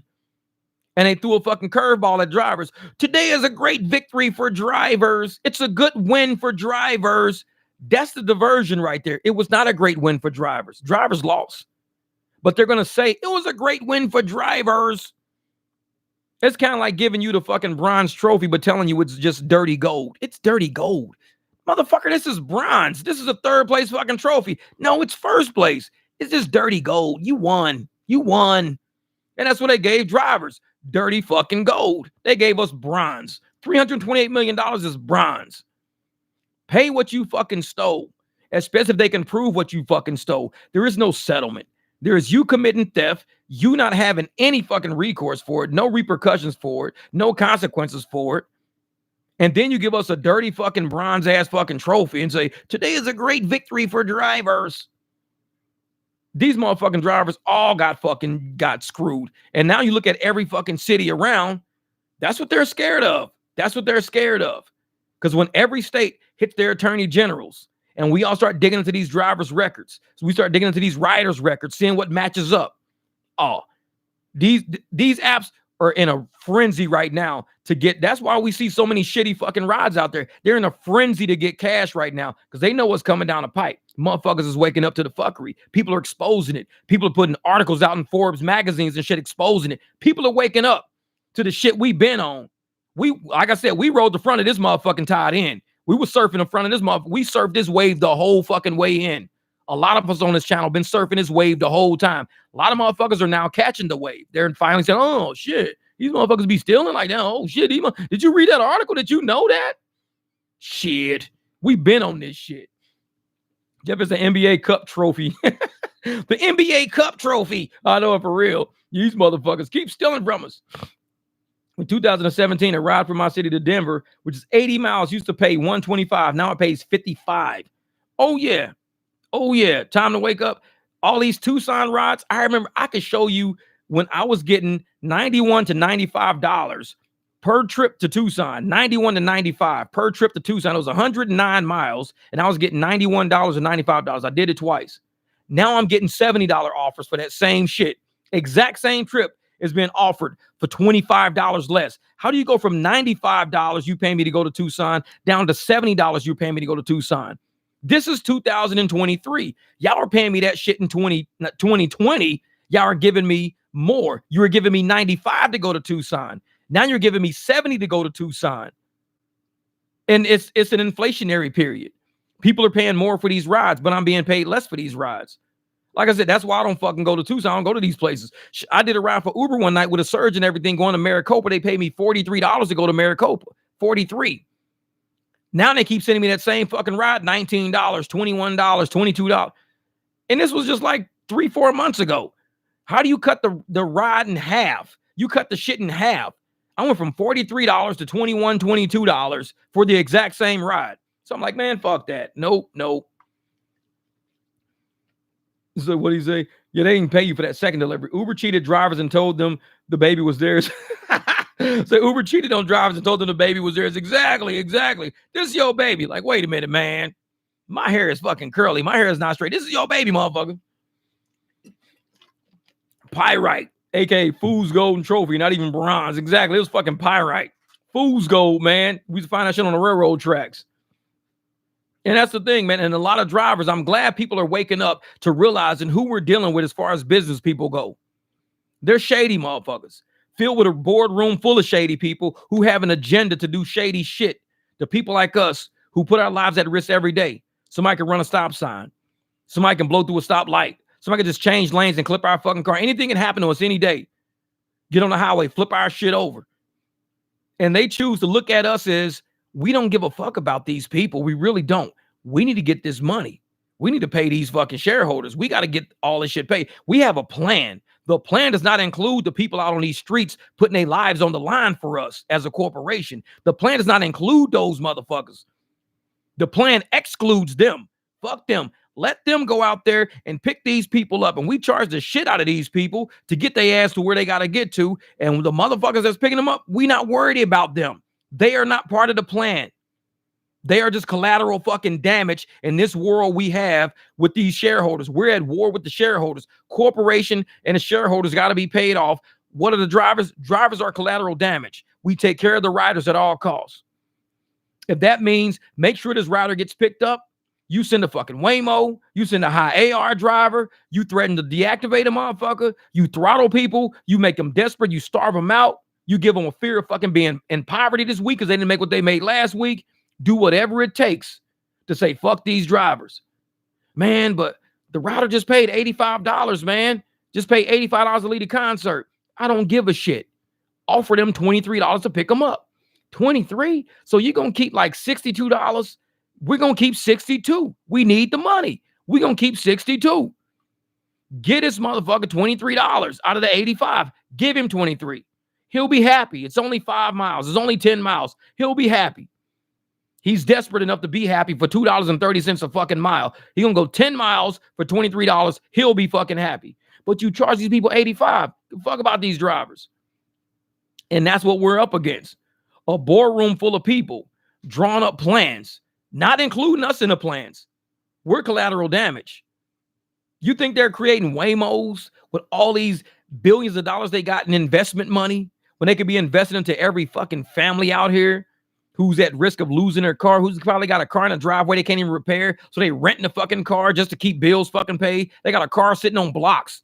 A car they used to drive for Uber, a car they used to drive for Lyft, sitting on fucking blocks on the side of the house. They can't even use that motherfucker, so they renting right now, running up even higher bill right now. You think Uber gonna call them? Hey, man, what happened to that motherfucking, that Impala used to drive? You used to drive an Impala. Yeah, man, motherfucking, tie rods went out. They want to charge me $848. Tell you what we're going to do. We're going to give you an $848 bonus this week. Extra $848. Only you, because we called you. Only you get the $848. If you do this many fucking rides, we're going to give you the $848. Fix the Impala. Get out of this fucking rental, man. Fuck Hertz. You think Uber's ever going to make that phone call? Uber ain't going to make that phone call. Uber's like, Hertz, we got this motherfucking Impala on blocks. Bitch, you owe us some money. We got him renting from your ass. We got him renting from your ass. You owe us money. Our shareholders are invested in you. We trying to put as many Impalas on blocks as we possibly fucking can. And we're going to make sure they ain't got no money to fix those motherfuckers. Otherwise, you ain't renting no cars. We not paying them. So the poverty cycle begins with a plan to make sure people don't have extra money. Channels like this tell you profits fucking matter. If profits didn't matter, We be all working 80 hours a fucking week, minimum wage, Impalas on fucking blocks, all renting a Prius and a Tesla. That's where we'd be right now. But profits matter. You got to aim for those profits. You got to go for that fucking money. What Dante say? U.S. rideshare drivers don't get enough credit. I just dropped off a drunk lady. Help her get out of the car, walked her to her door. She started crying. All that for $6. Man, I hope she wake up tomorrow and tip you fucking $20, and I hope the app give it to you. The app gonna send you $11.13 fucking cent out of 20. But it's like, man, and like that, Dante, you're not gonna get that. You're not gonna get that with a Waymo. A Waymo gonna drop your drunk ass off, and the moment you shut that door, it ain't gonna wait till you get in the house. That bitch gonna drive off, and you're gonna fall in your grass, lay in your grass till the morning when your neighbor come outside, be like, Miss Johnson, you good? You out here laying in the motherfucking grass. Oh, I got out the Waymo last night and fell. Motherfucker drove off, left me right here. But yet, us rideshare drivers, we walk motherfucker all the way to the door just to make sure you're getting in. We ain't got to do that shit. Waymo might even take advantage of the drunk lady. Bust a few more fucking blocks to run up her credit card. She drunk any fucking ways. Just start doing blocks. Waymo just going around the block. Man, we keep seeing this Waymo going around the block. What the fuck? Motherfucker, she drunk in the back. Waymo like just racking up them fucking miles. Like, hey, motherfucker, each block is an extra $4 each block. Lady, wake up in the morning. Why is my bill $196 for a ride home? Motherfucker, wait. Look at the Waymo map. That shit's got like red circles going around the corner. Bitch, she took advantage of you. Waymo, fuck you over, goddamn it. You paid $196 for a Waymo ride. That shit was like 6 miles. And you guys paid $196. Waymo's like, this drunk fucking bitch, keep going. You gonna get out, lady? She ain't responding. Keep going. Motherfucker, I'm like, I want to print out of my Waymo ride. Motherfucker, look at that shit like a fucking 6-year-old kid just circling shit on the fucking page. It's like, what is this red going in circle? Oh, that's your trip, ma'am. You went fucking 72 miles last night. What the fuck you mean I went 72 miles? I was at the bar down the street. Motherfucker's like, fuck Waymo. Like, man, Waymo gonna take advantage of your shit. Like, man, Dante at least went to the house and walked you to the door. Tip the man. Fuck that. He could have put a Waymo on your drunk ass and just started busting blocks. Dante be like, man, I'm getting my fucking money. Fuck this $6. Then motherfuckers, the trip meter say increased. Like, your trip looks like it's longer than expected. Hit okay. Okay. Motherfucker just keep going around the fucking block. She drunk anyway. Dante just doing laps. They're going to call the cops. Hey, we see this motherfucking Monte Carlo just doing blocks in front of us. We don't know why. We think he's a drug dealer. It's a lady in the back just fucking tipped over head on the window. You wake up in a Waymo's apartment with bus fare on the dresser drawer. Hell no. $100 for an Uber. Here's $100 for an Uber, bitch. Go home. Like, wait a minute, where am I at? You at the Waymo apartment. Wake up, it's like car chargers all over the fucking place. Like, well, where the fuck am I at? You at the Waymo apartment. Man. This is man. Donnie say, man, you make my shift so entertaining between rides. Thanks, Jeff. Hey, man, I know you out there getting it, brother. A lot of y'all out there driving right now, man. And this is what we do, because a lot of times I'll jump on in the daytime, just to fuck with the day drivers. But night drivers, we never get podcasting at night. Never. We got to watch videos and shit at night. So it's different. Somebody who actually sleeps all fucking day, I can wake up and I can chop it up with y'all while y'all out making fucking money. I'm not working today anyways. So hopefully y'all out there, being smart about it, sitting in the parking lots, not burning your gas, not adding that extra risk of a motherfucker hitting you. It was like, nope, take that shit off the street.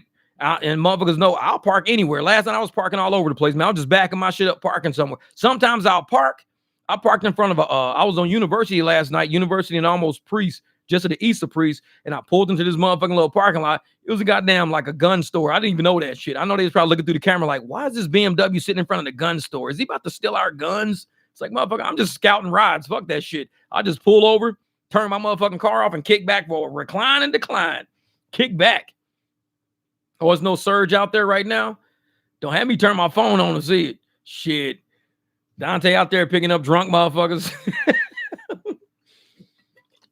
It ain't no surge, but Dante like, man, ain't got to be no surge. I'm gonna play roller coaster with this motherfucker. Start hitting corners hard as a motherfucker. When you got a drunk motherfucker in the back, Dante, hit her corner as hard as you can. Make that motherfucker smack the head on the window. But like, excuse me, ma'am, do you consider tipping your driver?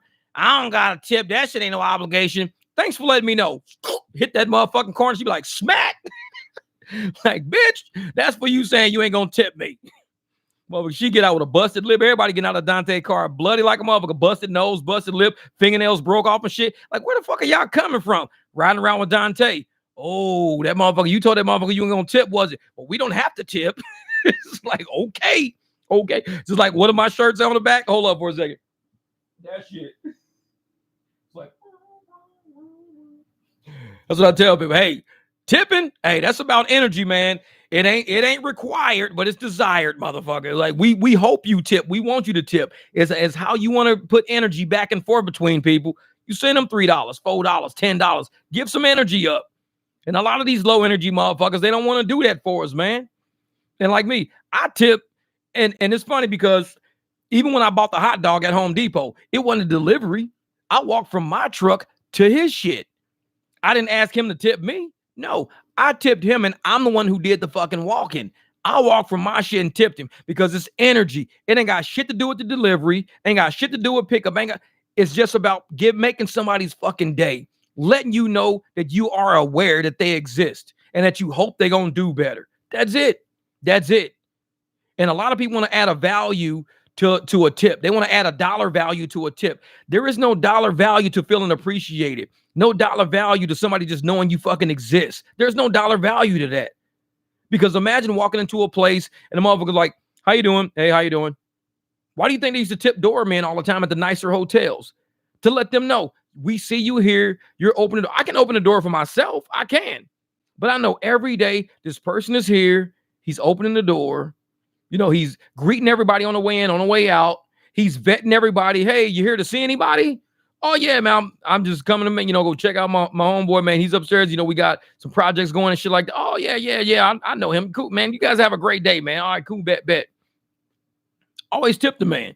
Show up one day, be like, just slide him $5, $10. Hey, man, hope you have a great weekend. Hey, man, Merry Christmas, man. That's why people tip doorman. It ain't because you can't open a fucking door by yourself. No, you can. You do it all the time. But sometimes it's just transferring that fucking energy to somebody. Just saying, hey, man, thanks for existing, bro. You came, you picked me up. You didn't have to fucking accept my ride. It's not like a requirement that you accept my fucking ride. I know it's 2:30 in the morning. It's probably in a region that you weren't even. I saw you coming out from fucking 6 miles away. It's not like you was around the corner. You came from 6 miles away. You picked me up for a 3-4 fucking mile ride. Appreciate it, dog. Here's $5. Here's $10. It's energy. That's all it is. And that's why I can't stand these raggedy motherfuckers on social media all the time. I ain't got to tip nobody. Ain't required it. Motherfucker, ain't nobody ever say that. We know that. But the thing is, we don't have to pick your ass up. We don't have to pick your fucking food up. There is nothing in my phone or in my day that wakes up and says, Jeff, you have to go to Sonic and pick up a fucking lopsided ass burrito for these motherfuckers today. It ain't nobody saying that. So it's like, if I choose to go to Sonic to pick up your motherfucking lopsided ass burrito, that's a choice. I'm making that choice to help you eat. That's it. You can return that energy and say, man, I know you probably put some gas in, had to deal with a couple of fucking crusty, dusty motherfuckers at the Sonic. Here's $3, man. Appreciate that shit. No problem, bro. No problem. Yeah, I always tip at least $10, man. That's it.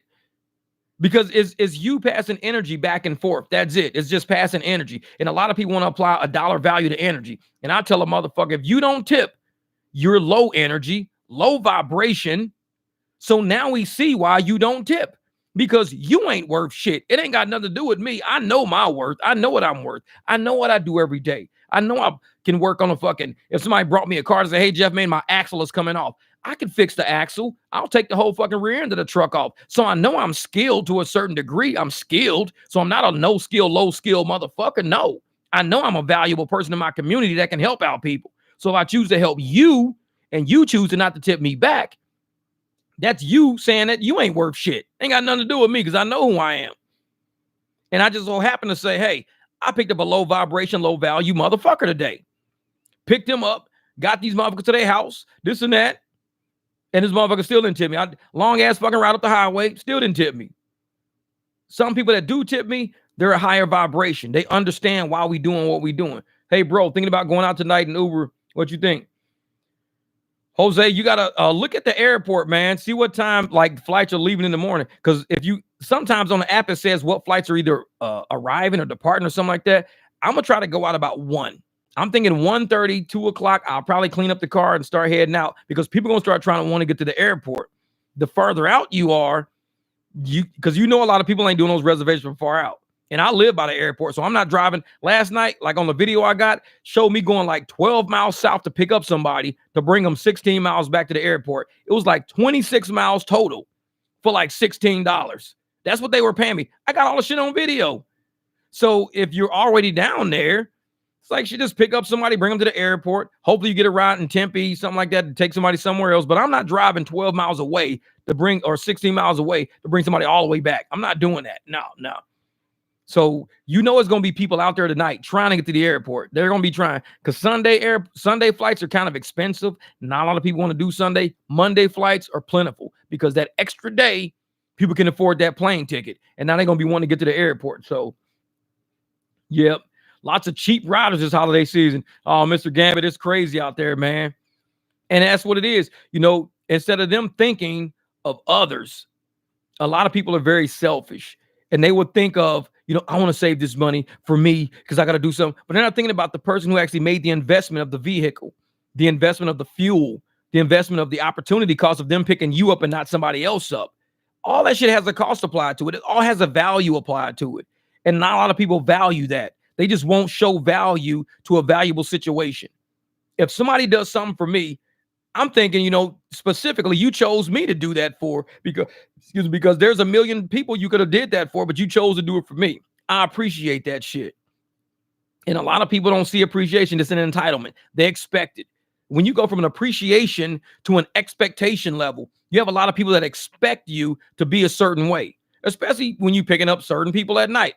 They expect you to have fucking water, a car charger, cement in the fucking car, the heat on it. They expect you. It's an expectation, not an appreciation. Like, motherfucker, I just pick your dust ass up at 2:30 in the morning. You were sitting on the ground when I pulled up. Now you got rocks on your ass. You're going to hop in my leather seats. I should just drive the fuck off, make you dust your ass off before you get in my car. But they expect you to be there to pick them up because they said, hey, man, I requested a ride, so I expect you to come get me. That's expectation, not appreciation. Because you should appreciate the motherfucker that's actually saying, you know what? I could go home right now. It's 2:30 in the morning. I've made enough money. I could just go home. I mean, I'm at like $215. I'm just going home. And I can just go home and not pick up nobody from the bar. We got people who get their shit puked in. Like I said, we had a comment earlier on the channel. Motherfucker got their shit puked in. And they spent $250 cleaning it. And Lyft or Uber paid $150. So they $100 in the hole. $100 in the hole from picking that motherfucker up. And then took the next 2 days off work and still can smell a puke in a fucking car. So you $100 in the hole, 2 days off work. So let's just say you're going to make $150, $200. So you're anywhere between $300 and $400 off that. So now you're $500 in the fucking hole and you can still smell puke in your car from picking that motherfucker up. You're $500 in the hole. $500 in the hole right now, potentially. Because people don't appreciate what you did. You showed up. You picked them up when they were drunk leaving the fucking bar.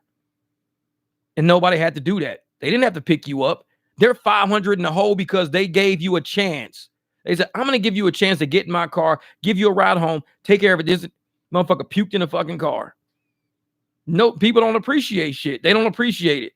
Probably didn't even tip $5, $10, $15. They didn't even tip shit. And you're $500 in the hole after that situation. $500. And that's why people wonder why drivers are assholes. They wonder, man, why these drivers be so mean sometimes? Because of where we've been, where the shit we've been through, the shit we've seen, the shit we've heard. Yeah, Jesse, for the most part, you're right. People in the service industry will tip. I picked up a couple of bartenders that didn't tip, a couple of waiters that didn't tip. So it's like, but for the most part, people in the service industry understand because they feel that energy and that vibe. They know how it feels to do a service and to not be tipped. They know how that shit fucking feels. And they'll be like, oh man, let me at least slide this motherfucker $5. Let me at least give him $2, $3. Yeah. Zach said if they start Waymo in Memphis, there will be way less of them after most of the fleet will be stolen the first weekend. Motherfucker gonna have Waymo wheels on eBay and shit. Hey, you want to buy some Jaguar F-Pace Waymo wheels? Right? Like, motherfucker, wait a minute. How are you gonna steal some shit and sell it online? You want to buy a Waymo fucking, a little radar for the top of your car? Like, dude, it's your account, bro. You selling all the stolen shit on your real account. Yeah, because this is real money. This is real money. Motherfucker, you stupid, motherfucker. You stupid. You stole a Waymo and you selling all that shit on your eBay account. It's real money. It's real money, cuz. Real money, cuz. It's like, you a real stupid motherfucker. You're like, dude, I wonder who stole all those Waymos. Just go to eBay. You'll find all those motherfuckers. Craigslist and eBay. You want to buy a rear passenger door regulator off of a Waymo F-Pace? Like shit. Like, wait a minute, man. These motherfuckers selling cameras, sonars and shit, screens, steering wheels. Like, wait a fucking minute. Hold up. It's like they're gonna do it. What's worse, the crusty dusty drunk customer story you got? What's the worst crusty dusty story? Man, I don't get much of them. I don't get much. Mr. Gavin said LAX got 700 drivers just sitting in the lot, low rates all weekend. Bruh, hey, and you know what's gonna happen? Those are the type of drivers right there. Even after the holidays, they're gonna start trying to, complain about how they had a shitty holiday, but yet you got a whole city full of people needing rides everywhere, and they're not leaving the airport. They're gonna try to get like 4 rides from the airport total that day, 4 rides total all day, and probably make about $160, but they've driven close to 250 miles to make that $160. It's like I drove 40 miles out and 40 miles back, 35 miles out, 35 miles back. I'm just waiting on bangers. Yeah, they paid me $70 to drive 35 miles. Well, that was 35 miles that way. You came back. So you really drove 70 miles. You drove $1 a mile. So if you're getting $1 a mile, you could be doing that shit all over town all day instead of sitting at the airport. But they don't think like that. They think, ooh, airport's a guaranteed ride. Airport's a guaranteed ride. It is a guaranteed ride, but it's not guaranteed profits. And if we're doing this shit for profits, then I'm not worried about the rides. I'm going to go sit somewhere and cherry pick the shit out of them. I'm going to find out, how can I make this fucking money the smart way? What do I got to do? And for the most part, it's just knowing your regions. Like I know South Chandler and shit like that, they always surge at where the 10 and the 202 intersect. They always surge there when you're not there. When you're there, they're not surging. So turn your app off if you're driving south. Completely off. Don't even open that motherfucker. Don't even put it on Paw Patrol. Turn it completely off. Drive down there. Get to a gas station somewhere. Turn it on as quick as you can. And don't even have it on Paw Patrol when you turn it on. Have it on Uber X when you turn it on. So as soon as you turn it on, you're going to catch a surge that quick. Whatever you at. Because they're going to blow it up and then it's going to disappear. But you're like, oh shit, got that $9. It's like, that's how they do that shit. I don't understand that. Do they know something we don't? For the most part, the frames, Trey, I don't know what they do. They go to the airport and they sit there for like 2 hours, like literally 2 hours, and they end up with like a $45 ride after that. So they're basically sitting there 2 hours to get $45. Your app times out after 12. So even if you did that 6 times, you're going to make about $240, $250 total, sitting at the airport for 12 hours. And like I said, we got motherfuckers in here making in 12 hours, making $600 driving streets and so 612 hours driving the streets versus 245, 250 sitting at the airport. And the airport, you got to drive away and you got to drive back. So you're doing double miles if that's what you're doing. So no matter what you do, you're going to do double miles all fucking day. And that means double time, fuel, all that shit. To me, it's just not profitable. It's not profitable. And I know a lot of them think it is because they say, I'm not doing a lot of rides. Look on my phone. I got $240. Yeah, but you use like more than a half a tank of gas. You use about 3/4 of a tank of gas to do that shit. And you could have probably used like less than half to make the same amount. You use 3/4 of a tank. You could have used less than half and probably came closer to making 300 than the 245 you gotten. Because like I said, motherfuckers making 600 almost for a full day. 12 hours drive is a full tank, $600 full day. And they're running almost 245, 250 for 3/4 of a tank. So that last quarter of a tank is not going to pay them $350. It's going to pay them $100 at best. So they're cutting themselves in half just sitting at the airport. They're cutting their potential in half just sitting at the airport. It's like, man. What up, Ezra? My man's in the build. You out there getting it done. Yeah, these guys at the airport sitting praying on those carpets. No offense here to religion. Yeah, for the most part, they do. They do. And Phoenix, I know they do. Because I think you have to pray, 3 times a day? You got to pray to the east, direct east 3 times a day. And I don't know what times those are. I don't know if it's like a set time or you just got to do it whenever you got time. Like, hey, man, I'm going to do that shit 3 times this hour and get it out the way. No, but you got to do it 3 times a day. So, and most of them are working, they're driving, they're from Somalia, anybody from the Muslim religion, pretty much. That's a driver and stuff like that. You're going to find them at the airport, and they're in Phoenix, they're a south lot. So they sit on the south end of the lot. They got all their mats laid out, all the carpets laid out, and they're doing their, religion over there on that side. So even when I'm cruising through, like if I'm on north side and I'm driving south, I turn my radio off because I think it's disrespectful to play music past somebody praying. So I just turn my fucking music off. Like I could be playing when I come in the lot, or I'm jamming, I'm cruising, got my Nipsey playing this and that, cruising. But when I leave it off because they pray on the south side. So I just cruise through quietly. When I get out the airport, then I turn it back on again. Because like I said, I might not practice religion like that and do that shit like that, but you got to show respect to people that at least want to do what they want to do. I may not respect the way they drive. They probably drive like shit, high AR, stupid ass airport waiting lot motherfuckers, this and that. But I mean, if you're going to pray because that's the core of your religion and everything, the least I can do is show you some respect and turn my music off. That's the least I can fucking do. The most I could do is get down and say, hey, brother, can I pray with you? No, I'm just kidding. I ain't praying with a motherfucker. You're like, get him. Goddamn Christian. No, I'm just kidding. Muslims don't hate Christians like that. We hang out. Shit, in my old neighborhood in St. Louis, I lived in Afton.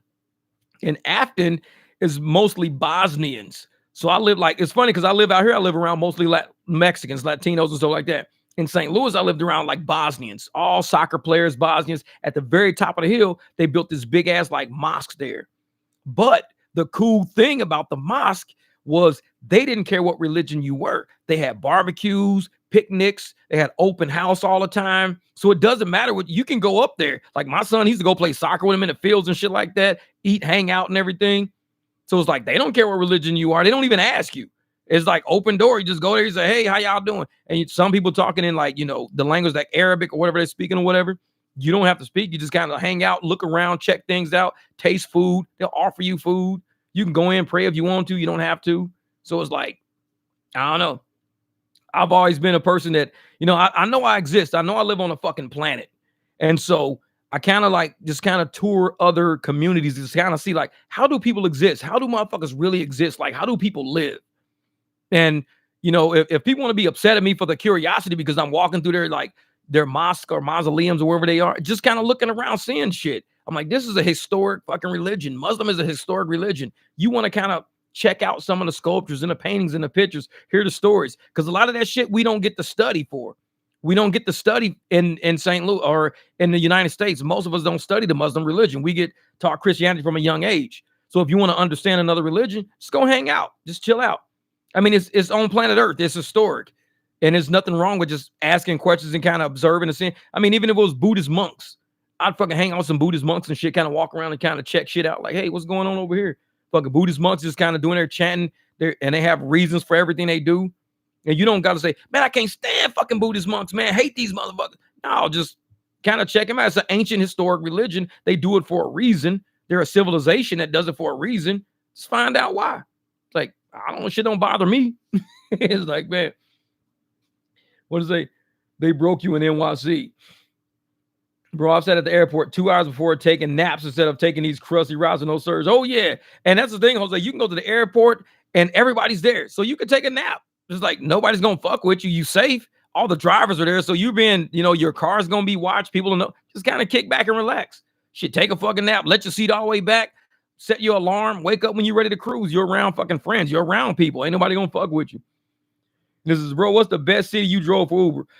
I've only driven in Phoenix. That's it. I haven't driven anywhere else. I've been doing it out here for since 2019.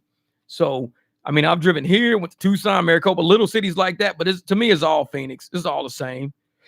I haven't done it like in any other city, no other state, stuff like that. So I went to the bathroom and I was wondering why there was water pitchers. I had to look it up. I thought there was water and plants in the store. He said, why there was water pitcher? There was water and plants in the stalls. What is that? Is that like holy water or something like that? I don't know what that deal is. What's the deal with the pictures, man? What's the deal with that? If you're ever in a Muslim country, they play the prayers on loudspeakers throughout the city. I experienced this while in Istanbul. Also, they play the prayers out loud. So there's somebody praying and everybody else is just like they're silently praying with them, but they're praying like out for everybody. That's pretty cool. That's pretty cool. Because in America, what happens to us is we'll be driving on the street, and it's usually a homeless dude that's dirty in the motherfucker. He praying on the corner, and he's having poster boards saying, "Oh, you people are damned for eternity. You're all gonna burn in hell." That's our pastor on the street right there. That's what we have on the loudspeaker. That motherfucker right there. You sinners and all your fancy fucking cars, you're all gonna burn in hell. I'd be like, God bless you too, brother. Fuck you. It's like, man, that's our loudspeaker prayer right there in America. Oh, they clean themselves. They don't use toilet paper. Oh, okay. I see what it is. I see you. See, me too, and while in the Middle East. I know it. See, next time you see a homeless dude on the corner, and he's like shouting out fucking religious shit to everybody else, just be like, hey, God bless you, brother. He'll be like, thank you. Just fuck with him. Be like, hey, man, where's your church? And I'm going to go to your church this Sunday. Where's your church at? You're here, motherfucker. You're right here. This is where I pray every Sunday. Like, all right, I'll be back. Okay. Bring me some donuts. Like these crazy people be on the corner like that all the time. They're fucking nuts, man. They're nuts. Woo, man. Mr. Gam said, some sit there all day and night just to play cards. Crazy folks are sitting, not cherry pick. You're right, but they be inside. So they'll be in a building, like I said, and they be on their apps because you can hear them going off. They're like, I'm like, what the fuck, man? So they don't even turn their shit off to build up surge. They playing cards, seeing what rides are coming to do, seeing if there's something they want to take, but there's no surge ever because they're just sitting there. I'm like, dude, turn your apps off. What are you doing, man? Turn that shit off, man. Yeah, they get a call and then they're running their cars. I know it. They be jogging and shit, trip over the fucking curb, slide some oil, be like, God damn it, oil all up their motherfucking arm and shit. Like, that's what you get for sitting at the airport playing cards all fucking day. You should have been in your car, damn it, ready. You should have been ready, motherfucking shit. What time is it? 11 o'clock? Yeah. Who's all out driving right now? Like, is it, because I know what, Jesse, you probably out driving right now. I would expect to be outside waiting for him. I know a few of y'all probably just like calling it a night already. Me, I still got to drive, man. Oh, Jesse, it's not me. Motherfucker, fuck these apps, motherfucker. I ain't going outside. Yeah, I'm probably going to go outside in a minute, start washing my car because I got to get ready because I'm going to go at 1 o'clock. It's only 11 p.m. right now. So I'm going to get started at about 1 in the morning. So, man, you got to be here cracking up these people. That's that crazy shit. Man. Fucking praying on the corner. Like, God damn it.